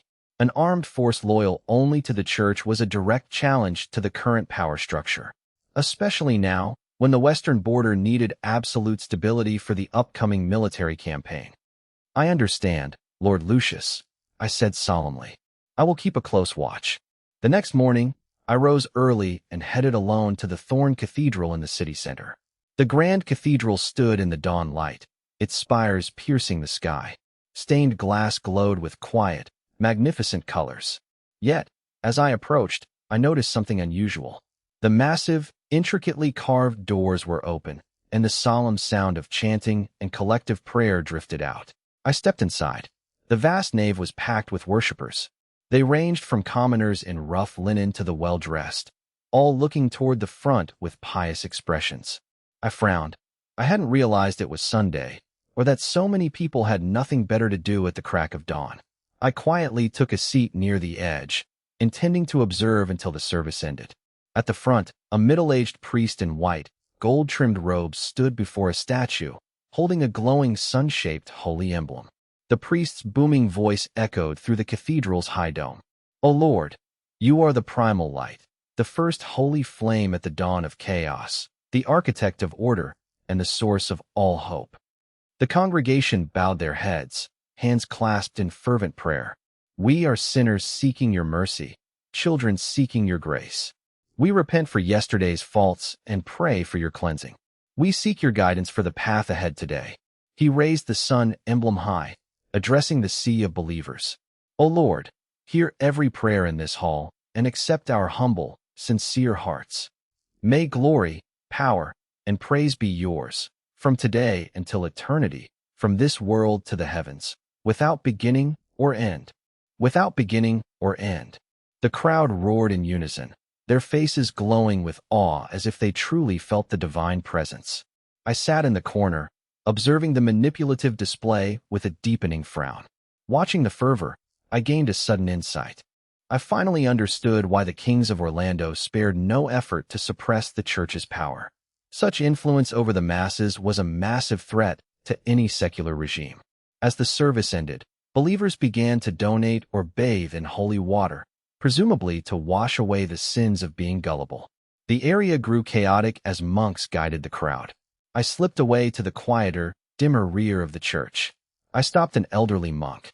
"I am Baron Eli Pendragon, here at the invitation of Bishop Timmy. Is he available?" The monk bowed respectfully, tracing a holy symbol. "May the holy light protect you, Baron.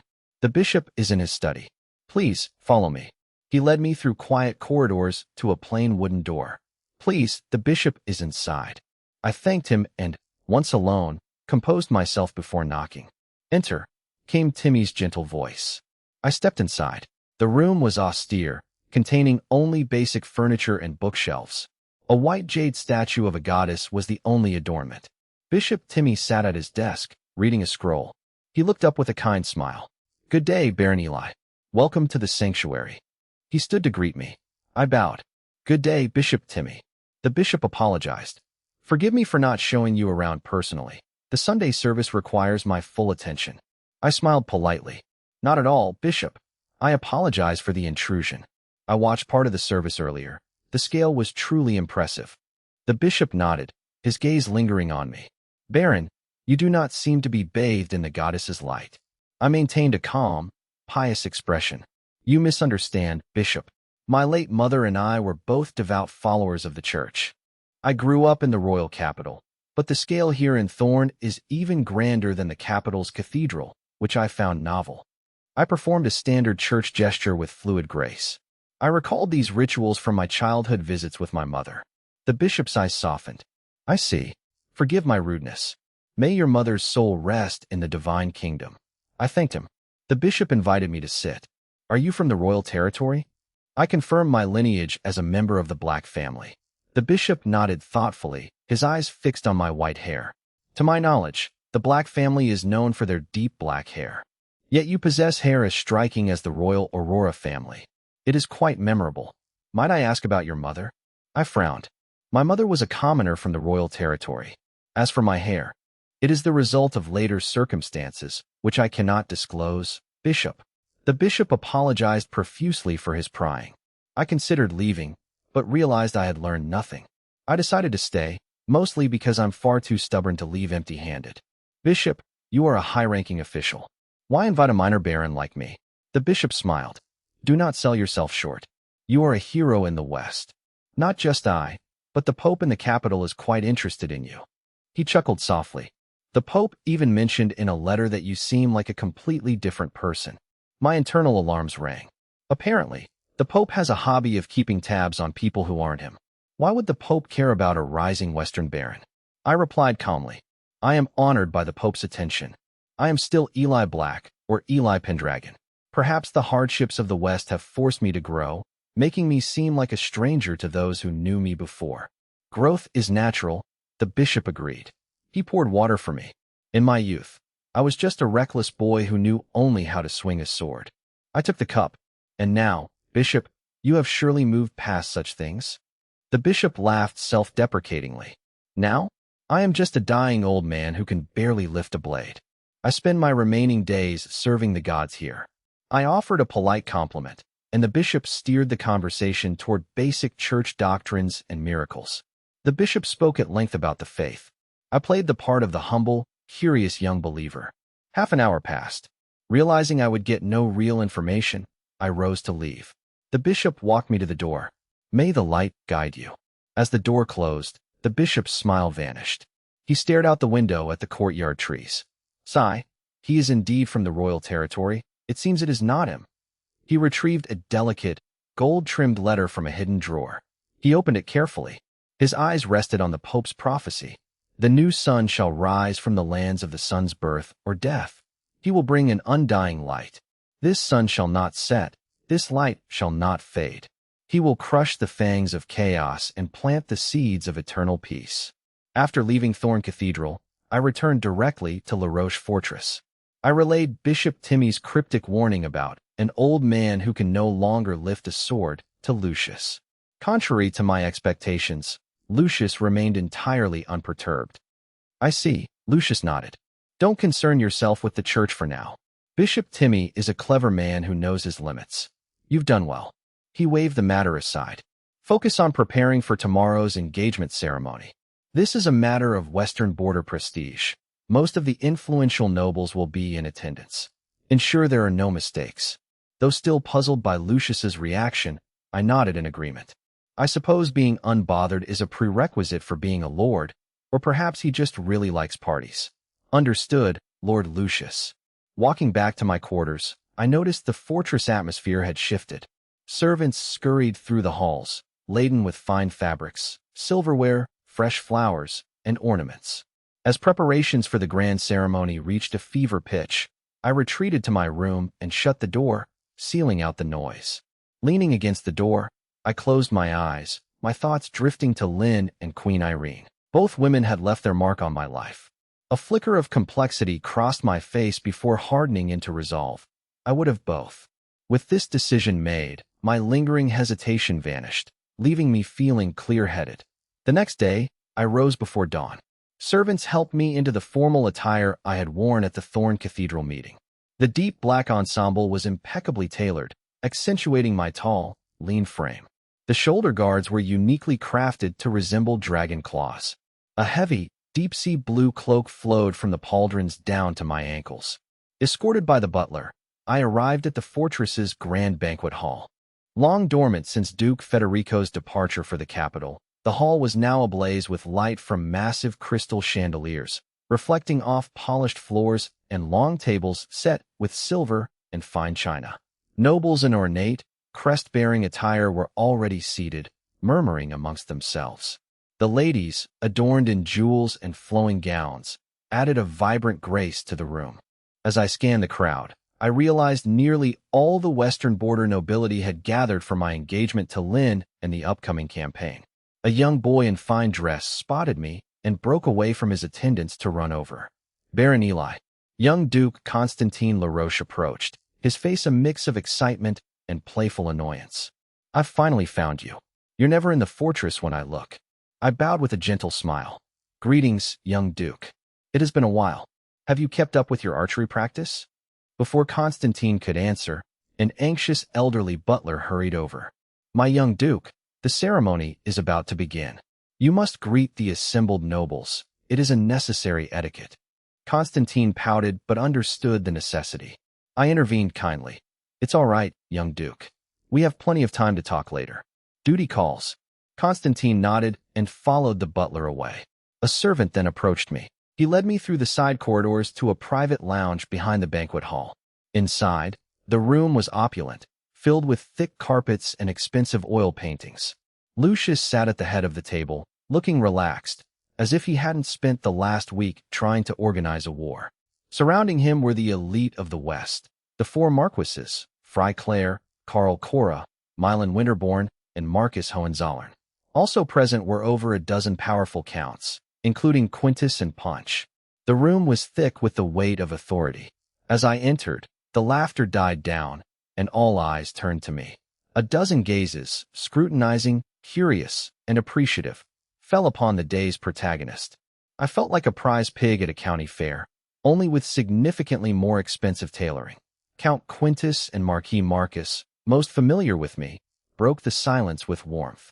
Haha, come here, our hero Eli. Marcus beckoned loudly. Count Quintus added, Baron Eli, you look sharp today? Much cooler than us old men, huh? Laughter rippled through the room, easing the tension. Despite my composure, being the focus of the West's most powerful figures made my heart race with a familiar, nervous pressure. Lucius gestured for me to stand by his side and began the introductions. He pointed to a man with a relaxed demeanor wearing a horse-crested tunic. This is Marquis Fry Clare. I bowed respectfully. Greetings, Marquis Clare. I have long heard that your family's horses are the finest in the kingdom. They are the dream of every knight. Omitted, redundant praise. The Marquis smiled, pleased. A hero deserves a fine steed. It is Clare's honor. The Clare family, based in the eastern plains bordering the royal territory, were famous for their horses. Their steeds were intelligent and possessed incredible stamina. Their titled knights, known as Silver Bell Knights, adorned their horses' manes with silver bells that chimed as they rode. Their crest featured a horse with bells, and their motto was "Run for justice, halt for chaos." It was said that seeing the silver bells meant finding a guide, as the family never raided travelers. I shook the Marquis's hand, feeling the strength in his grip. Lucius pointed to the next man. This Marquis was older, stern, and dressed in dark clothing. His crest depicted a steep mountain. "This is Marquis Karl Cora." I bowed. "Marquis Cora, I have long admired the Cora family's reputation for loyalty and valor."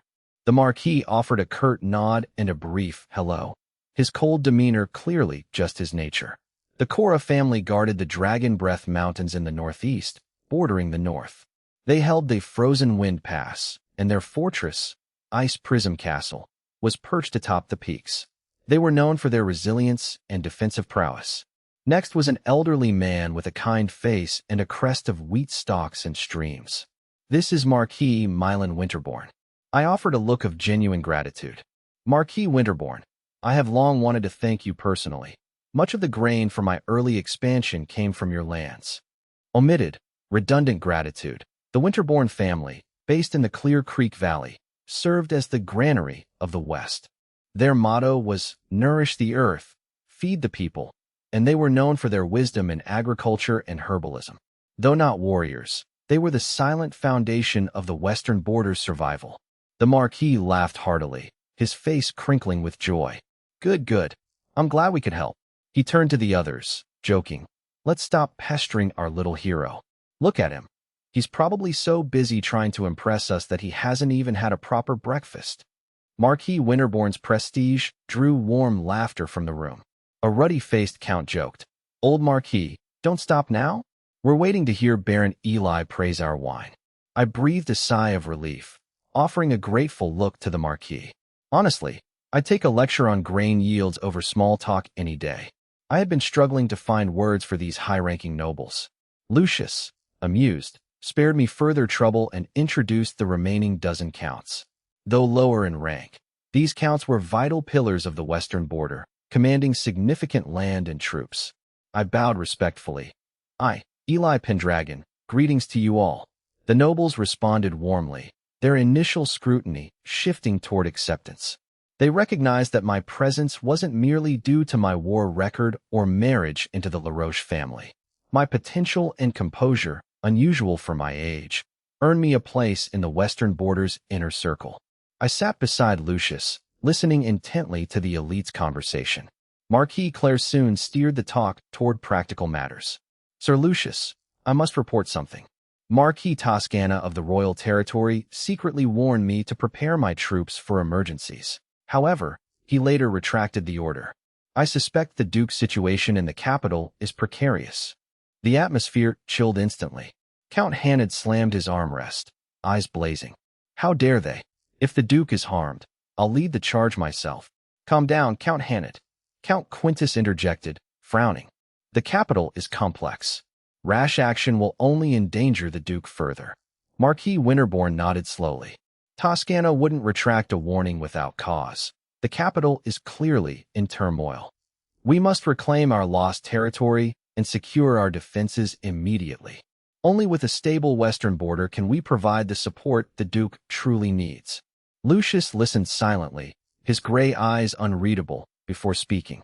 "The Marquis is right. Our priority is reclaiming our lands. As for my brother, he can handle the capital's vortex." He surveyed the room, looking for all the world like a man deciding which of these people to fire first. "We proceed with our planned campaign. Marquis Claire and Marquis Marcus, you are tasked with the central cities." Both Marquises agreed in unison. "Marquis Cora, take the northern line and secure Frozen Wind Pass." Marquis Cora nodded, and Marquis Winterborn accepted the mission to reclaim Kyle's City and Emerald City. "I will detail the Count's assignments at the post-ceremony military meeting. The first batch of supplies from the capital has reached Thorn. Count Habii and I will coordinate the distribution based on your needs. We will also oversee the Pioneer Lords to support the campaign." Lucius's gaze sharpened. "I want a victory celebration at Storm City within a month. I want to wash away our shame with their blood and restore the glory of the West. The nobles roared their agreement, filled with resolve. An attendant knocked, announcing, "Sir Lucius, the auspicious hour has arrived." Lucius nodded. "Gentlemen, please proceed to the main hall." The nobles exited the room, lost in thought. Only I and Lucius remained in the quiet room. Lucius, sensing the weight of the war talk, softened his expression. He patted my shoulder, saying, "Sorry, Eli. Be ready." He then left to preside over the ceremony. I suppose being the person who has to clean up the inevitable mess is a career path in itself. Elsewhere, Lynn Aurora finished her preparations with the help of maids and noble women. She wore a magnificent engagement gown, showcasing the LaRoche family's prestige. Her hair was adorned with rare pearls and gems, making her look like a goddess from a painting. She gripped her hands, feeling a mix of nerves and anticipation. In the banquet hall, Lucius stood on the dais, scanning the gathered nobles. The four marquises sat in the front row, representing the power of the West. Lucius cleared his throat, silencing the room. "We gather in Thorn, the fortress of the LaRoche legacy, not just for a union, but to celebrate the hope and strength of the western border. The Federation trampled our lands, but the lions of the West never slept. Your loyalty and blood defended our home. The victory at Thorn belongs to you all. Today, we entrust this hope to the next generation. Welcome our hero, Viscount Eli Pendragon." I stepped onto the dais. My black and blue armor, dragon claw pauldrons, and striking white hair ignited the crowd. The black and white blade. "Viscount Eli." The hall erupted in thunderous applause and cheers. Lucius continued, "And welcome the heir to the Golden Lion, Lynn Aurora." All eyes turned to the entrance. As Lynn appeared in her stunning gown, the hall fell into an eerie silence. She was breathtakingly beautiful. It was a beauty beyond words, radiating elegance and purity. The nobles were stunned into speechlessness. The silence broke into frantic cheers. A goddess has descended. If I knew she was this beautiful, I would have fought harder on the walls. What incredible beauty! Even the seasoned noble women looked on with genuine admiration. I, watching Lynn, felt my mind go blank. My earlier tension vanished, leaving only my focus on her. Lynn, hearing the deafening cheers and feeling the weight of every gaze, blushed deeply, her heart racing. She hurried to my side in a panic, reaching out to grip my fingers for reassurance. Feeling her touch, I snapped back to reality, which was significantly less glamorous than the fantasy I'd just been having. I turned to see Lynn's eyes filled with nervousness, shyness, and absolute trust, stirring a warmth within me. Lucius watched the scene, a genuine smile appearing on his face. He stepped forward, took Lynn's other hand, and placed it firmly into mine, under everyone's gaze. This gesture symbolized the LaRoche family officially entrusting their noble daughter to the young man. I accepted her hand with reverence. I looked at Lucius with clear, firm eyes. "Lord Lucius, I swear I will protect Lynn with my life." A brief silence followed. Then the crowd erupted into thunderous cheers and whistles from excited young nobles. Lucius raised a hand to quiet the roar. He scanned the crowd, his voice carrying a clear, ambitious declaration. "I, Lucius LaRoche, announce that the wedding of Eli Black and Lynn Aurora will be held in the West's lost glory, Storm City." The name hit the crowd like a boulder in a lake. The nobles quickly grasped the implication behind his words. He intended to hold the wedding there after reclaiming the city. It would be more than a wedding. It would be a declaration of the West's resurgence. Good. Retake Storm City. Wedding in Storm City. The frenzied cheers nearly tore the roof off. Some nobles danced in excitement. Soon, the chant echoed throughout LaRoche Fortress. LaRoche, supreme might, ultimate authority. The engagement ceremony ended, but Thorn City remained restless. The desire for revenge was like a volcano ready to erupt. After 2 days of preparation, the capital of the West showed terrifying military potential. Vassals of the LaRoche family mobilized their elite forces to Thorn City. Banners flew, and the sounds of war horses and drilling replaced daily life. Roughly 40,000 Western troops gathered in and around Thorn. This was even after Duke Federico had taken core forces to the capital. The number alone demonstrated the West's deep foundations. Once the army was ready, Lucius issued a public declaration to the kingdom. 100,000 Western troops would march west to reclaim all lost territories from the Federation. They would wash away the West's shame with the enemy's blood, igniting fury across the region. From nobles to commoners, the entire West was consumed by the fervor of vengeance. The war was inevitable. After a brief farewell to Lin, did not delay. Carrying my promotion papers and land grant, I set off for the Obsidian territory. I was assigned to the southern front under Marquis Milan Winterborn. The southern assembly point was my own territory, Lucerne City. I needed to return to the Obsidian territory to consolidate my forces and prepare for the rendezvous. Later, Marquis Winterborn, his son, and Baron Ron would lead the 8,000-strong main force. I'm sure their leadership will be as inspiring as it is inevitable. They would meet me at Lucerne to begin the southern sweep. On my journey, I received urgent intelligence. Iman, a Hofguard general in Kyle City, had seized the empty Storm City, killed the retreating Paul Botticelli, and consolidated the remaining Federation forces. Iman was using Storm City as a base. He ordered all scattered Federation forces to abandon their current positions and gather at Storm City. They intended to use the city's legendary defenses for a final stand against the Western Army. Iman, he's ruthless and decisive, I frowned.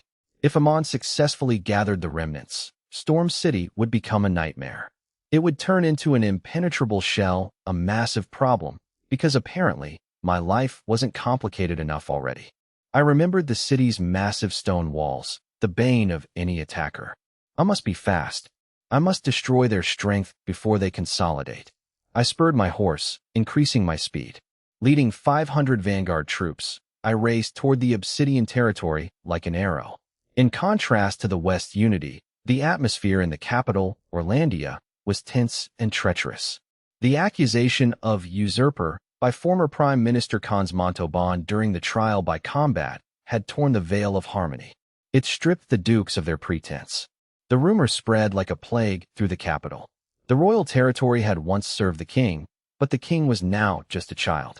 With the kingdom's power held by a Western duke, the citizens felt deeply insecure. Calls for Regent Federico to return power to King Aiden I and Prime Minister Ryan Graham grew louder. A large-scale protest had recently broken out. Marquis Toscana wanted to suppress it with force, but Federico stopped him. Federico knew that violent suppression would only escalate the situation. It would give his opponents the excuse they needed to push the situation into the abyss. The protest was dispersed by the Royal Capitol Guard without bloodshed, which was fortunate. Federico knew the citizens were merely pawns used to create public pressure. The atmosphere in the regent's office was heavy.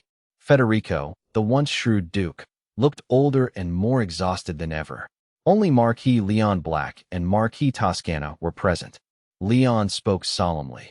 Lord Federico, I am grateful for your support of Eli. It is an honor for the Black family. But the situation is dire. Lucius has moved all Western troops west. And the public opinion in the capital, you see it. Prime Minister Rhine is old and weary. I fear the restless nobles of the royal territory will seize this chance. He hesitated before adding, in my humble opinion, you should retreat to advance. It may be the wisest choice. Leon bowed respectfully and left. The office fell into a deeper silence.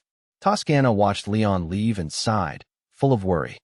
Duke, Lucius shouldn't have rushed the counterattack. It drained our foundations. Perhaps. He felt his plan was viable, a glimmer of hope in his eyes. We could take the Western troops and King Aiden back to the West. We would be safe there, waiting for the right moment. The West needs revenge, and so does Lucius. It is not Lucius's fault, and he cannot be stopped.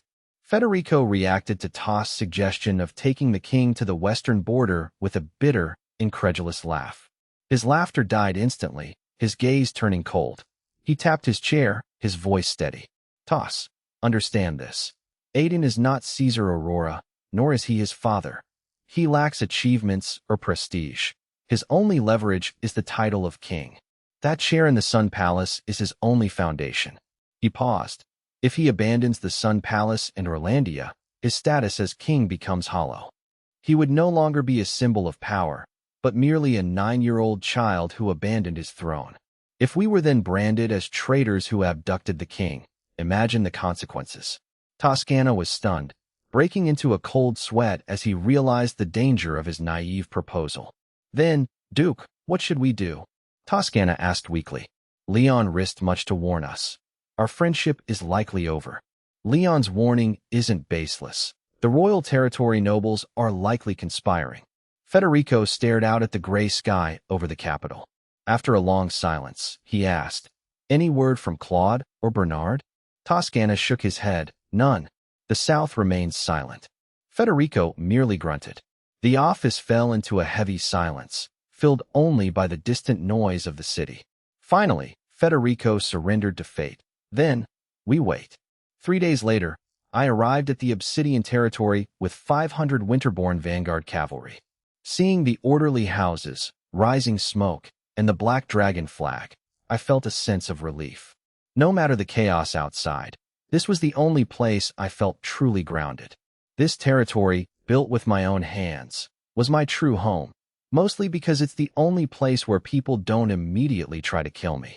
Guards recognized my white hair and shouted in excitement. The Lord is back. Notify Buck and the others. The gates opened, and I led my cavalry inside. I had already dispatched a messenger to Lucius regarding General Amon's attempt to rally Federation remnants at Storm City. I hoped this intelligence would prompt Lucius and the other marquises to accelerate their advance. I believed they would act swiftly to deny Amon time to consolidate. They would all inevitably accelerate their respective advances, never giving General Amon the time to consolidate his forces at his leisure. Esther and Captain Buck met me at the gate. Esther ran forward, beaming with joy. He grabbed my arm, then quickly pulled back, embarrassed but still ecstatic. "You've matured, Esther," I smiled. I handed Esther 2 official documents signed by Lucius. Esther unfolded the parchment, confused. Seeing the Viscount promotion and my name, his breath hitched. He rubbed his eyes, trembling with disbelief. He dropped to his knees, his voice shaking. "Viscount, my lord, you've been promoted to Viscount." The crowd erupted in shock. "Viscount, our lord is a Viscount." A roar of fanatical cheers broke out among the citizens and soldiers. "Long live the lord. Viscount Pendragon. Long live Obsidian territory." I sighed, pulling Esther up. "It's a bit loud for a Tuesday morning." I turned to Captain Buck, who looked equally proud. "Buck, any trouble while I was gone?" Buck stood tall, reporting firmly. "Everything is normal, my lord. Defenses are secure, and production is steady." "Excellent," I said, turning to Esther. "Esther, stop celebrating and arrange food and lodging for these men. They've had a long journey." "Yes, my Viscount." "Right away." Esther rushed off, with me adding, "Make sure there's plenty of meat." I turned to the Winterborn officer, Knight Barry. Barry was a seasoned, loyal vassal of Marquis Winterborn. "Knight Barry, thank you for your service. Please get your men settled. I will notify you of further orders after I consult with my staff." Barry had been impressed by the territory's order and the people's devotion to me. It confirmed that my rise was earned through merit, or at least that people were very good at pretending it was. "You are too kind, Viscount. It is an honor to be here. Your territory is remarkably prosperous and well-managed. Truly impressive." The Winterborn soldiers bowed. "Thank you, Viscount." I watched them head to their quarters. I then turned to my staff. "To the council chamber." "Yes, my lord." The staff began dispersing the crowd. The crowd scattered in high spirits as I led my core team to the fortress. Entering the familiar room, I finally felt at ease. I took my seat at the head of the table. My staff sat, faces serious, sensing the gravity of the situation. Wolfgang arrived last, carrying an out-of-breath old John. "Apologies, my lord, we are late." Wolfgang placed John in a chair. I nodded, noting Wolfgang's increased stature. The Wolfkin leader looked stronger, more dangerous, and strangely refined. I refocused. "Thank you all for holding the fort in my absence." The staff replied in unison. I stood and walked to the map of the western border. "I'll be direct. Lucius has officially ordered the full-scale liberation of the West. Obsidian territory and Lucerne City are assigned to the southern front under Marquis Winterborn. I announced that beyond the 500 Winterborn Vanguard cavalry I brought, Marquis Milan Winterborn would arrive with 8,000 main troops. Combined with Obsidian territory, Lucerne City, and other pioneer lords, the southern front force would exceed 10,000. Old John gasped. worried about the massive food consumption and the stability of their territory. Hardy questioned how they would supply such a large force with their limited reserves. Captain Buck asked me for our specific role, defense or offensive support. I gestured for the anxious council to quiet down. Do not worry, I assured them, though I was currently hoping the math worked out better in practice than it did on my napkin. Supplies will be managed by Thorn and transported to Lucerne City. The Marquis's main force arrives in 3 days. I tasked Hardy with coordinating with the Western Border Army's quartermasters. Hardy accepted the duty solemnly as I leaned over the table, scanning my council. The question is, how many troops should we contribute? We must show loyalty without compromising our own defense and development. The room grew tense as they began to deliberate. A brief silence followed my question. All eyes turned toward Old John.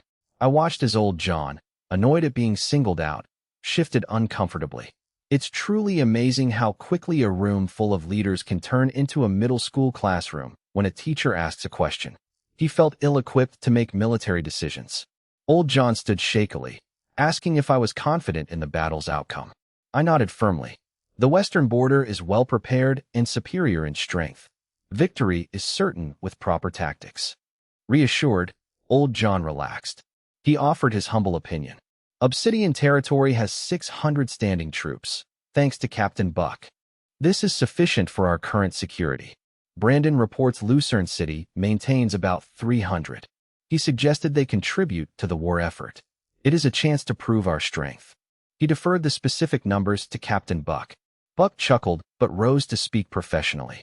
Old John is right, Buck began. Our 600 soldiers, equipped with Master Glenn and Leon's superior gear, are elite. They are unmatched in quality. I have also reformed the Knight's Order with our best men.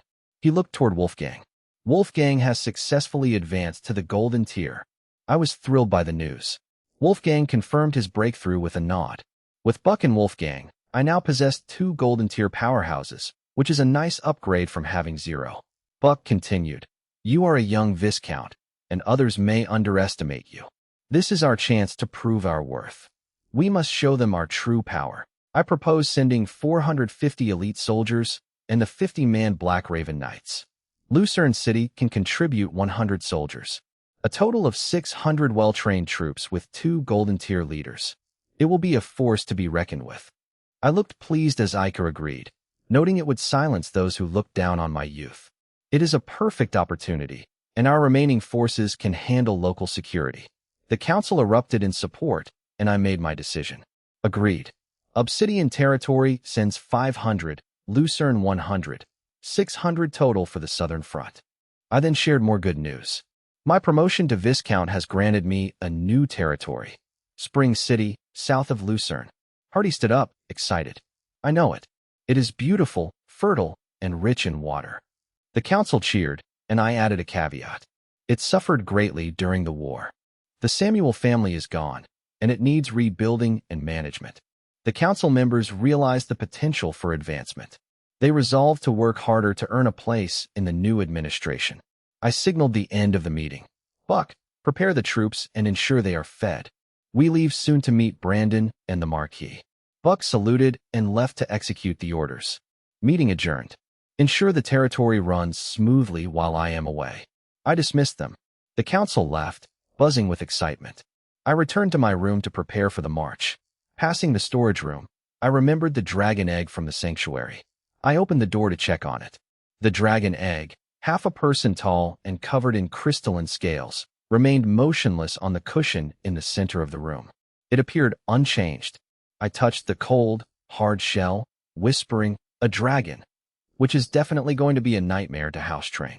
I wondered if it would be a future asset or a massive burden. My gaze shifted to the weapons on the wall, a spear and a sword intended for Ron and Buck. Remembering the sword, I took it down for Captain Buck.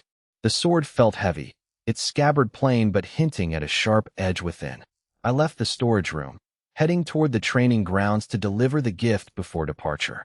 Behind me, the door clicked shut. The egg sat in isolation, seemingly eternal. Yet, once my footsteps faded, a change occurred. A faint, rhythmic light pulsed between the scales of the dragon egg, like a breath. The egg seemed to shift slightly, a movement so subtle it might have been an illusion, or just my sleep-deprived brain finally cracking under the pressure. The room returned to silence. My nameless book, stirred by a breeze, fluttered open, revealing shimmering starlight on its pages. The text told of a sorrowful prince on a boat, his crown stolen by 3 sailors who altered fate. The first stole the golden crown. The second held a blade to the prince's throat. The third cut the anchor, dooming the vessel. As the ship shattered in the abyss, a red star would pierce the night, and all forgotten things would rise from nameless graves. I found Buck at the training grounds, busy organizing troops, and handed him the sword. "Buck, this is for you." Buck took the sword, feeling its weight, and unsheathed it slightly. A cold, sharp light emerged, revealing intricate mithril patterns resembling stardust near the hilt. As a gold-tier knight, Buck immediately sensed the weapon's extraordinary power, far exceeding any he had wielded before. "Lord, this is too precious." Buck realized it was a mithril weapon forged by Master Glenn. He looked up, stunned, his hand trembling as he gripped the sword. For a knight, such a gift was immense. I smiled at his shock and patted his shoulder. "Take it. A good sword belongs to a hero. Prepare quickly.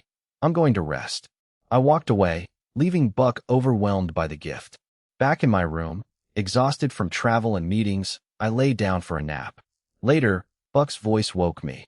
"Lord, the troops are assembled. We can depart." I shook off my drowsiness. "Let's go," I said, rising. "Are Barry and his men ready?" Buck nodded.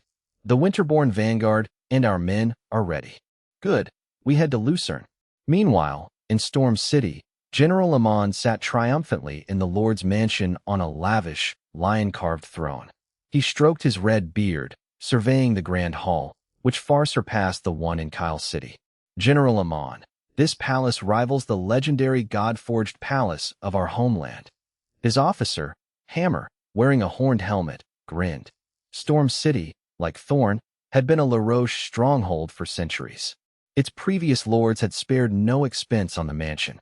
It rivaled the LaRoche fortress in scale. Amon, annoyed by Hammer's ignorance, grunted. He struck Hammer's helmet with a gauntlet fist, creating a loud clang. "You fool, is your head made of iron?" Amon scolded, though he felt superior.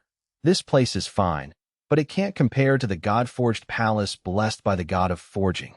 Hammer adjusted his crooked helmet, feeling aggrieved. Seeing Amon enjoying the soft cushions, Hammer silently scoffed. "You seem to be enjoying this throne well enough," he thought, though he dared not speak. "Is Storm City pacified?"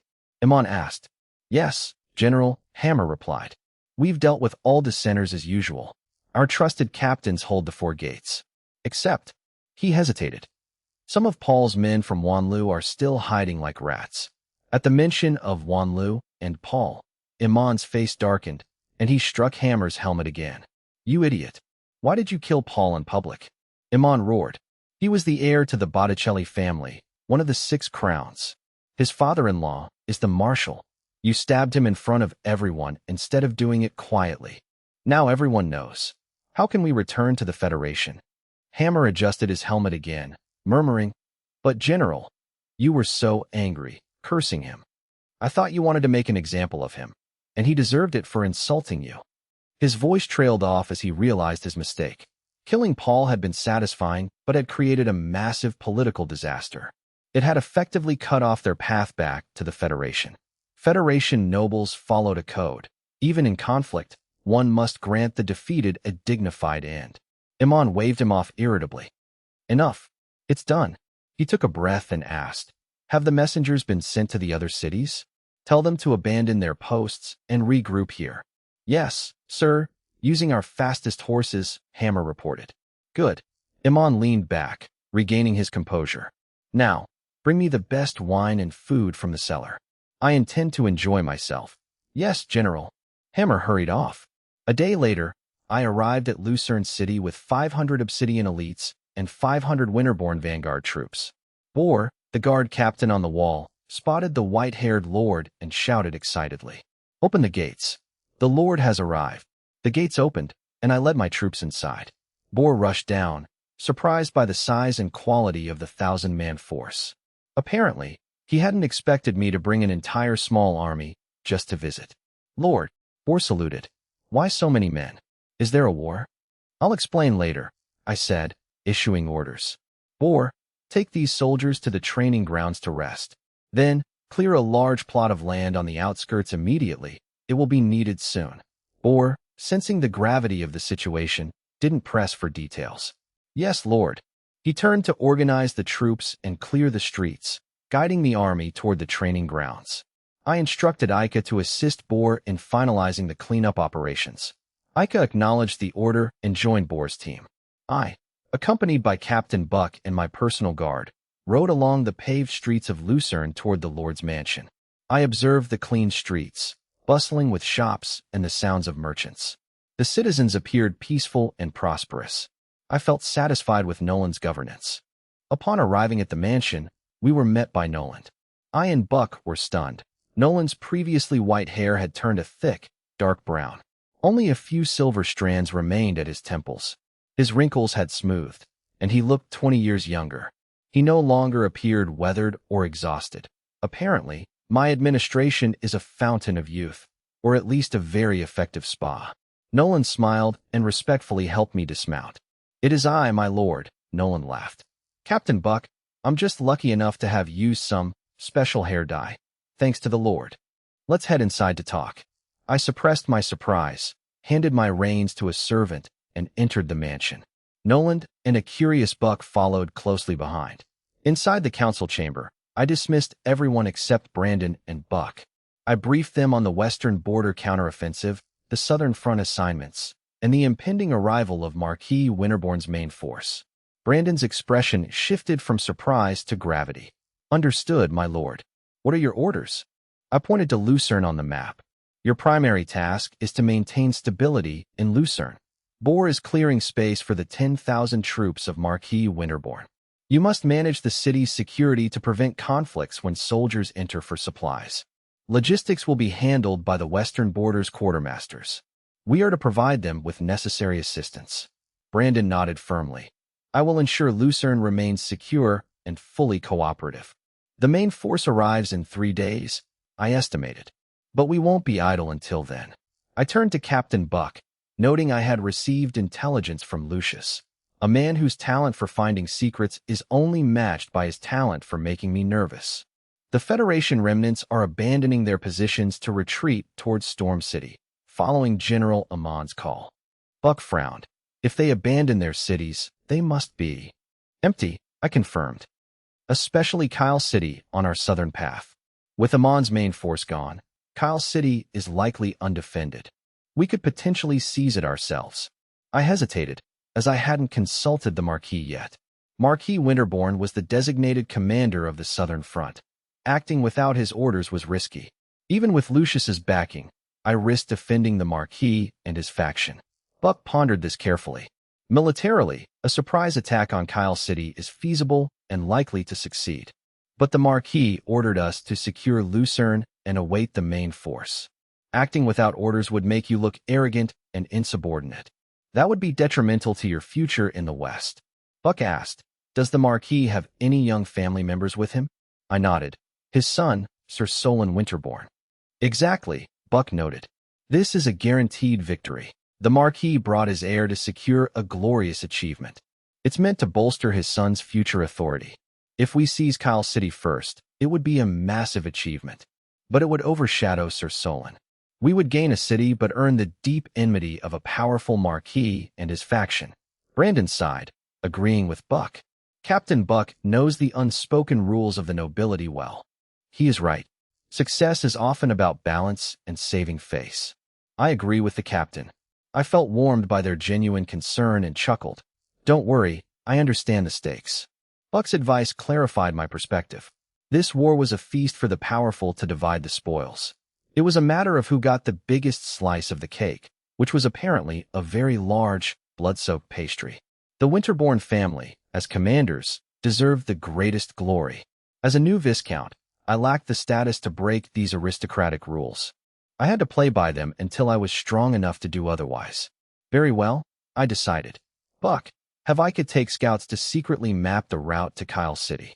Gather as much intelligence as possible on their defenses. When the Marquis arrives, I will volunteer to lead the vanguard to take Kyle City. Buck smiled, impressed by my adaptability. A wise decision, my lord. As the vanguard, we can still claim glory. I will dispatch Ica immediately. Buck saluted and left to carry out the orders. Brandon caught Buck's subtle cue and realized this was not the time for military discourse. He smiled at me, offering to prepare local Lucerne delicacies to welcome me properly. Feeling hungry, I accepted. Noticing Brandon's vibrant energy, I remarked on the effectiveness of the moonlight spring. Brandon moved, knelt, and pressed his hand to his chest. It is a miracle, Lord Eli. You have given this old man a new lease on life. He looked up, his expression solemn. I, Brandon, swear before the gods. My descendants and I shall serve you and the Pendragon family forever. Should I break this oath, may my soul fall into the abyss. Enough, enough. I interrupted with a smile and pulled him to his feet. I have never doubted your loyalty. Keep those words in your heart. Now, go fetch me some food, and tell the chef to add more salt. Touched by the trust, Brandon nodded, suppressing his emotions. At once, my lord. I will oversee it myself. I watched him leave, reflecting on the complexities of power. It's amazing how quickly a life or death vow can pivot to a request for better seasoning. Navigating the game of power required far more wisdom than the battlefield.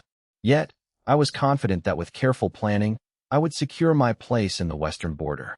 3 days later, the main force of Marquis Milan Winterborn arrived at Lucerne. The city horns sounded as the massive army approached. Prepared, I stood at the open gates with Noland and Buck to receive the commander. Marquis Milan Winterborn led the procession. Despite his age, the Marquis looked spirited, wearing the Winterborn family's signature gentle smile. Viscount Eli, Milan greeted warmly, riding forward. I and my men bowed respectfully. Marquis Milan, you've had a long journey. Lucerne is ready to accommodate your troops. Milan nodded and dismounted gracefully. His officers followed suit with disciplined precision. Milan ordered Baron Weiss to assist me in settling the troops. I instructed Noland to coordinate with the Baron. Ensure the men are fed and rested immediately. Noland led the way for Baron Weiss and the Lucerne soldiers. I then invited the Marquis into the city. Milan and his retinue entered Lucerne. The Marquis was immediately struck by the city's cleanliness and order. The streets were tidy, and the residents appeared calm and well-kept. The city exuded an atmosphere of efficiency. Impressive, Milan remarked, looking at me with admiration. Viscount Eli, your administrative talents are as remarkable as your military achievements. Ron added, the Marquis is right. Eli's capabilities are beyond doubt. I humbly waved off the praise, though I certainly wouldn't have minded a gold medal or a statue to go with it. Beside Ron, a gentle-looking man also looked on with approval. This was Sir Solon Winterborn, the Marquis's only son and heir. Solon had inherited the family's gentleness, perhaps to a fault. In this world, excessive kindness was often seen as weakness, which was why Milan brought him along to earn battlefield prestige. The group headed toward the Lord's mansion.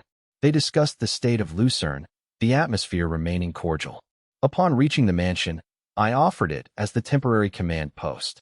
Everything here is at your disposal, Marquis. Good. Let us go to the war room. We must finalize our strategy. I led them to the council chamber.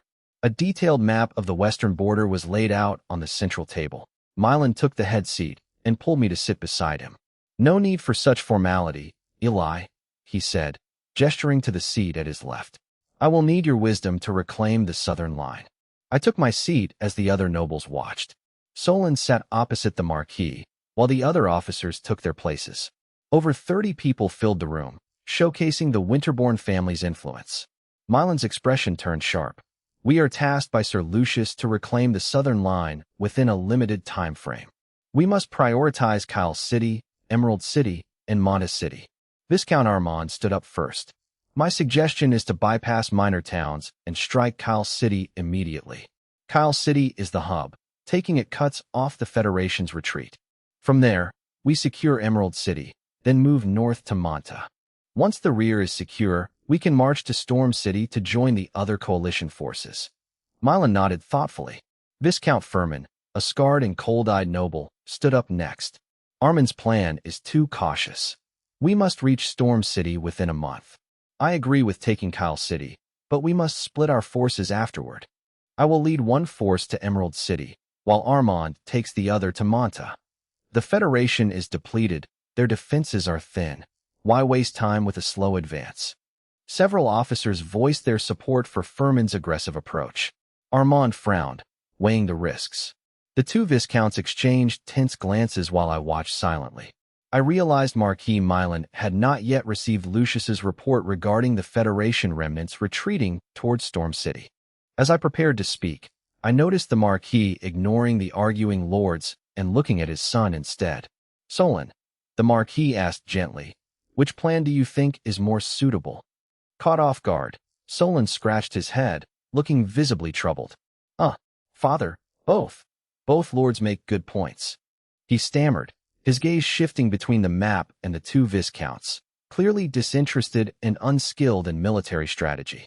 His hesitation annoyed Furman's supporters. The Marquis hid his disappointment behind a smile.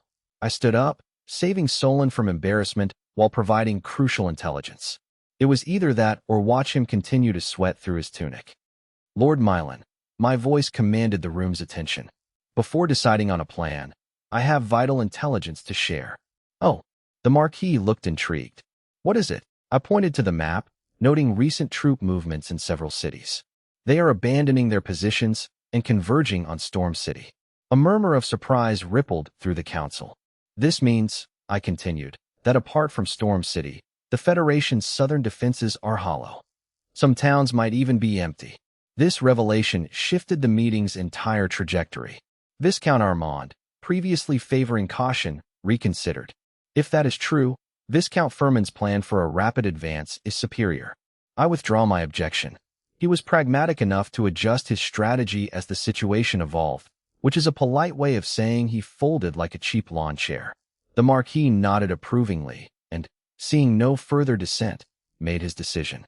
We shall proceed with Viscount Furman's proposal for the southern front. His voice was gentle, yet carried absolute authority. Speed is essential.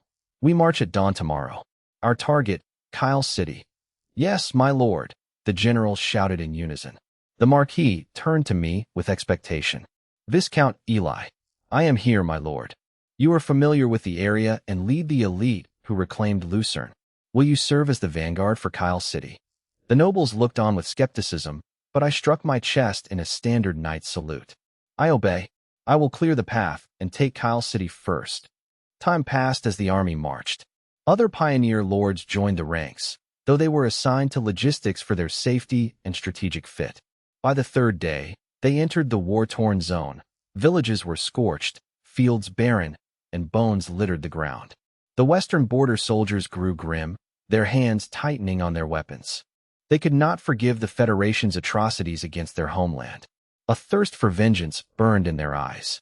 Soon, the silhouette of Kyle City appeared, looming like a silent beast on the horizon. That is Kyle City, Marquis Milan told me.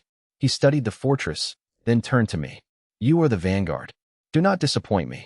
I will hold the main force in reserve. Understood, my lord. I nodded and spurred my horse toward the front. My 600 Obsidian Territory elites and 500 Winterborn Vanguard soldiers stood ready. Siege equipment like battering rams and ladders were prepared. I scanned my troops, seeing a mix of resolve and tension. It's comforting to know that if things go south, at least they're all equally terrified. I drew my silver sword, pointing it at the city. Brothers, this is the start of our glory. Wash away the shame of the West with the enemy's blood. Charge, Pendragon. A thunderous roar erupted, punctuated by Wolfgang's chilling howl. Wolfgang and his wolfkin charged like beasts unleashed. They sprinted on all fours, their eyes gleaming with bloodlust. Buck roared, Obsidian soldiers, follow me. For the Lord. For the West. He led the Black Raven Knights and infantry forward like a black tide. The Winterborn soldiers, caught in the fervor, joined the assault. Charge. For Winterborn. Revenge. 1,000 voices roared toward the city. On the ramparts, a Federation officer spotted the incoming tide and heard the deafening war cries. He panicked, shouting for reinforcements, but his scream was cut short by an arrow through his throat. He collapsed, falling over the edge of the high wall. Enemy attack. Archers, fire. The defenders descended into chaos. In the distance, I calmly lowered my recurved bow. I drew 3 more armor-piercing arrows, while my men cheered. The defenders fired a disorganized volley in response. Shields, Buck commanded. The soldiers instinctively formed a tight, mobile shield wall. Arrows clattered harmlessly against the shields. Only a few soldiers suffered minor wounds to exposed limbs. The wolfkin were even more impressive. Their thick hides and muscles deflected most of the arrows. They barely slowed, their momentum carrying them forward. Wolfgang and the wolfkin reached the base of the wall in a whirlwind. Buck's main force followed closely. Raise the ladders, Buck ordered, his training paying off. The soldiers efficiently propped the ladders against the walls. A panicked officer on the wall screamed at his subordinate. "Where are the reinforcements?" "They've been sent for, but we're outnumbered," the soldier stammered. The officer drew his blade and decapitated the soldier for his cowardice. "Cowards! Warriors of Hovgard do not retreat. They die fighting," he roared, trying to rally his wavering men. "Hold the line. Throw everything you have. Rocks, logs, crush those western dogs." Through brutal suppression and rallying, the defenders barely maintained their crumbling morale. They began hurling debris, but their resistance was shattered as 3 arrows whistled through the air. The shots were impossibly precise, piercing the throats or faces of 3 soldiers as they leaned over the ramparts. They collapsed backward without a sound. "My lord, they have sharpshooters. Their aim is perfect," a soldier cried, cowering behind the battlements. "It's almost like they're trying to hit something." While the defenders were pinned down by my archery, Wolfgang seized the moment. With a roar, his powerful hind legs propelled him forward. He leaped up the swaying siege ladder and vaulted onto the wall, instantly impaling a spearman through his armor. Unleashing his gold rank aura, he tore through the defenders like a wolf in a sheepfold, clearing the area in a storm of blood. "Lord Wolfgang is up. The gap is open. Follow him." The soldiers below cheered, their morale surging as they swarmed the ladders. The officer who had executed the deserters frowned, his face twitching with rage. Dropping his saber for a heavy double-headed axe, he roared, "Damned beast! I, Barton of the Hovgard gladiators, will face you." As Pendragon soldiers poured through the breach, Buck and his Black Raven knights climbed the ramparts. Buck pushed aside a protective knight, saying calmly, "I'll handle this." He drew the sword I had gifted him. The blade's cold, sharp aura seemed to freeze the air. "Get out of my way." Barton's roar was cut short by a silent, crescent-shaped arc of black sword energy. Barton froze, his ferocious expression locked in place. A thin red line appeared on his forehead, spreading down his nose, lips, and chest. Splat! Blood erupted as his body was sliced perfectly in 2. The residual energy cut down several soldiers behind him, leaving the ramparts in stunned silence. A Black Raven knight stared at Buck in awe. "Captain, you've grown stronger." Buck sheathed his sword, indifferent. "Focus on the enemy," he commanded. "Yes." The soldiers, jolted back to reality, charged the remaining defenders with renewed fervor. With Wolfgang and Buck leading the charge, supported by the Black Raven knights and elite infantry, the battle turned into a rout.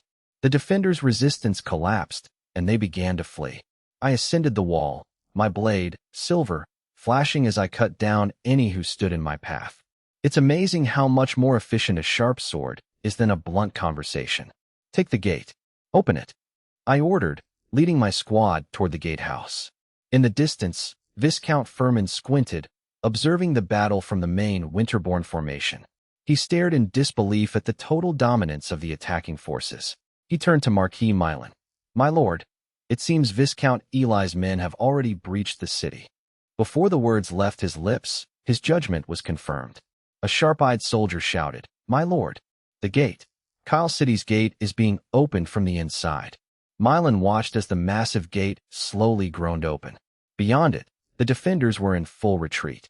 Despite knowing the city was lightly defended, Milan was shocked by the sheer speed of the collapse. The efficiency of my vanguard and the ferocity of my elite troops far exceeded his expectations. Young, capable, and allied with the LaRoche family, Milan felt his decision to befriend me was more than justified. He must have stolen build ties with me. "My lord," Furman urged, snapping Mylan back to reality. Every second counted on the battlefield. Mylan regained his composure. He drew his sword and signaled the army. The gate is open. Charge. For Winterborn. Revenge. Kill them all. The main force surged forward like a broken dam. The ground trembled under the thunder of hooves and marching boots. Mylan grabbed his son, Solon, and pushed him toward Viscount Armand. Stay with Armand. He will protect you. Solon nodded reluctantly. Armand bowed slightly, promising, Sir Solon, stay close. I will protect you with my life.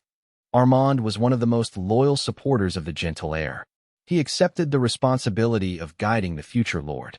The Winterborn force flooded the city, clashing with the disorganized Federation reinforcements. The reinforcements were outnumbered and panicked, no match for the vengeful Western elite. Kill them all. Furman roared, leading the slaughter until the enemy was wiped out, leaving the streets littered with Hovgard armor. Bloodied, Furman approached Armand to delegate tasks. Armand, secure the city, calm the civilians, and take the Lord's manor. Maintain order. He turned to his officers. I will secure the warehouses and armories. Ensure nothing is missed. Armand nodded firmly. Understood. He paused, looking at Furman and his blood-crazed men. Furman, keep your men in check. These people are now subjects of the West. No looting or senseless killing. Furman wiped the blood from his face and grunted. I know the stakes. Don't worry. He led his men off like a whirlwind to secure the strategic points. Armand began directing troops to control the main thoroughfares and sent an elite unit to seize the central fortress. I had fully cleared the walls and secured the gatehouse. The Winterborn banner flew high. Marquis Mylan rode to the gate, where I and Buck met him. Eli, Mylan said, his face beaming with genuine admiration. He clapped me on the shoulder. Excellent. Truly excellent. It is a pity, he sighed, that Sir Lucius discovered such a gem before I did. I smiled modestly. You are too kind, my lord. This victory is due to your strategy and the main force's arrival. I cannot take all the credit. Mylan laughed, clearly pleased. A sweet-talking young man. Listen, a lord may lack military genius, but he must know how to judge talent. That is the foundation of power. I will remember your teaching, I replied with a bow. Ha. You know how to please an old man, Mylan chuckled. Suddenly, his smile faded, replaced by a look of weary concern. I suppose the old man act only lasts until the paperwork starts. Compared to Solon's sheepish nature, I spoiled him too much as a child. Enough of that. He gestured to move on. I and Buck followed Marquis Mylan Winterborn into the city. The group walked across the blood-stained, debris-strewn ground toward the central lord's fortress. Houses along the streets were damaged, with residents peering fearfully from behind windows. Western border soldiers patrolled, clearing the battlefield amidst shouts, the groans of the wounded, and the clatter of supply transport. The air was thick with blood and panic. Marquis Mylan sighed heavily as he surveyed the fearful citizens and ruined homes. To think a fine place like Kyle City has come to this, he lamented with elderly melancholy. The Tacks were known for their wine. The Count was a straightforward man, and he had a lovely daughter. I followed silently, listening to the old man's rambling. It's a special kind of talent to turn a war zone into a trip down memory lane. I sensed the deep grief hidden behind these mundane words regarding the suffering of this land. Remaining a quiet listener, I accompanied the group until they reached the central lord's manor. The grand mansion stood with its gates wide open, guarded by Winterborn soldiers. Viscount Armand hurried out to greet them. Marquis Mylan, the manor has been secured. Please, enter. Mylan nodded and stepped into the residence, once held by the Tacks, then occupied by General Amon, and now reclaimed. Armand, Mylan asked casually, where is Solon? I hope the battle didn't make him wet his pants. His tone held a father's teasing, yet his eyes betrayed concern. Armand smiled helplessly and defended the young man. Marquis, Sir Solon fought bravely and stayed right by my side. He is currently in the study, meticulously reviewing documents for intelligence on the Federation forces. Armand paused, adding sincerely, though Sir Solon may not be a master of battlefield command, he is diligent and kind-hearted. These are rare qualities. You needn't be so harsh on him. Realizing I was present, Armand stopped, sensing it was improper to discuss family matters before an outsider. Milan's expression softened at the praise for his son. He gave a quiet hum of acknowledgement. Good. What of Furman? How is his progress? Viscount Furman is securing key locations in the city and will report to you shortly. Soon after, Furman arrived with several weary officers. He saluted Milan. Marquis, all key locations, warehouses, armories, towers, and intersections are secured. Resistance has been cleared. Milan turned his attention to Furman with an approving look. Well done, Furman. Your speed is commendable. He handed Furman a crumpled piece of parchment found in Amon's command room. Furman read the letter, written by General Amon himself. The order commanded all remaining personnel to abandon Kyle City, take all valuable supplies, and rendezvous at Storm City. Furman's eyes widened in realization. So that's it. Amon abandoned Kyle City for Storm City. I wondered why the warehouses were already packed for transport. We arrived just in time. Any later, and we would have found an empty city with all the supplies gone. Milan nodded, glancing at me. This confirms the accuracy of my intelligence. The Federation is clearly suffering internal strife. Amon is consolidating his forces at Storm City. If he successfully gathers the remaining western border troops and supplies into that impregnable fortress, it will be a massive headache for us. Marquis, we must act immediately, Furman urged. I suggest Armand and I split our forces to reclaim Emerald City and Monta City. We only need to leave a reliable commander and a small garrison to maintain order here in Kyle City. Armand agreed. Indeed, speed is essential. I will take Monta City to the north. Once captured, we can push toward the edge of the Dragon Breath Plains. That is a vital route to Storm City. We might intercept Federation stragglers retreating there. Success there would ease the pressure on our eventual assault on Storm City. Milan pondered his vassal's analysis. He looked at Solon, who stood quietly nearby. Solon, the letter you found provided critical information. Well done. The rare praise made Solon blush, leaving him unsure how to respond. Milan turned to Furman and Armand, making his decision. Proceed as planned. After the army rests this afternoon, divide your forces and depart immediately. As for the garrison here, Milan considered, Baron Venus shall remain. He is older and needs the rest after today's siege. It is a suitable task for him. Understood, Marquis. Furman and Armand saluted in unison. I shall coordinate the troop distribution with Sir Armand immediately. Furman and Armand exchanged a look and hurried out to mobilize their men. Milan turned to me. Viscount Furman is experienced and brave, but he is also overly confident and direct. I fear your temperaments may clash.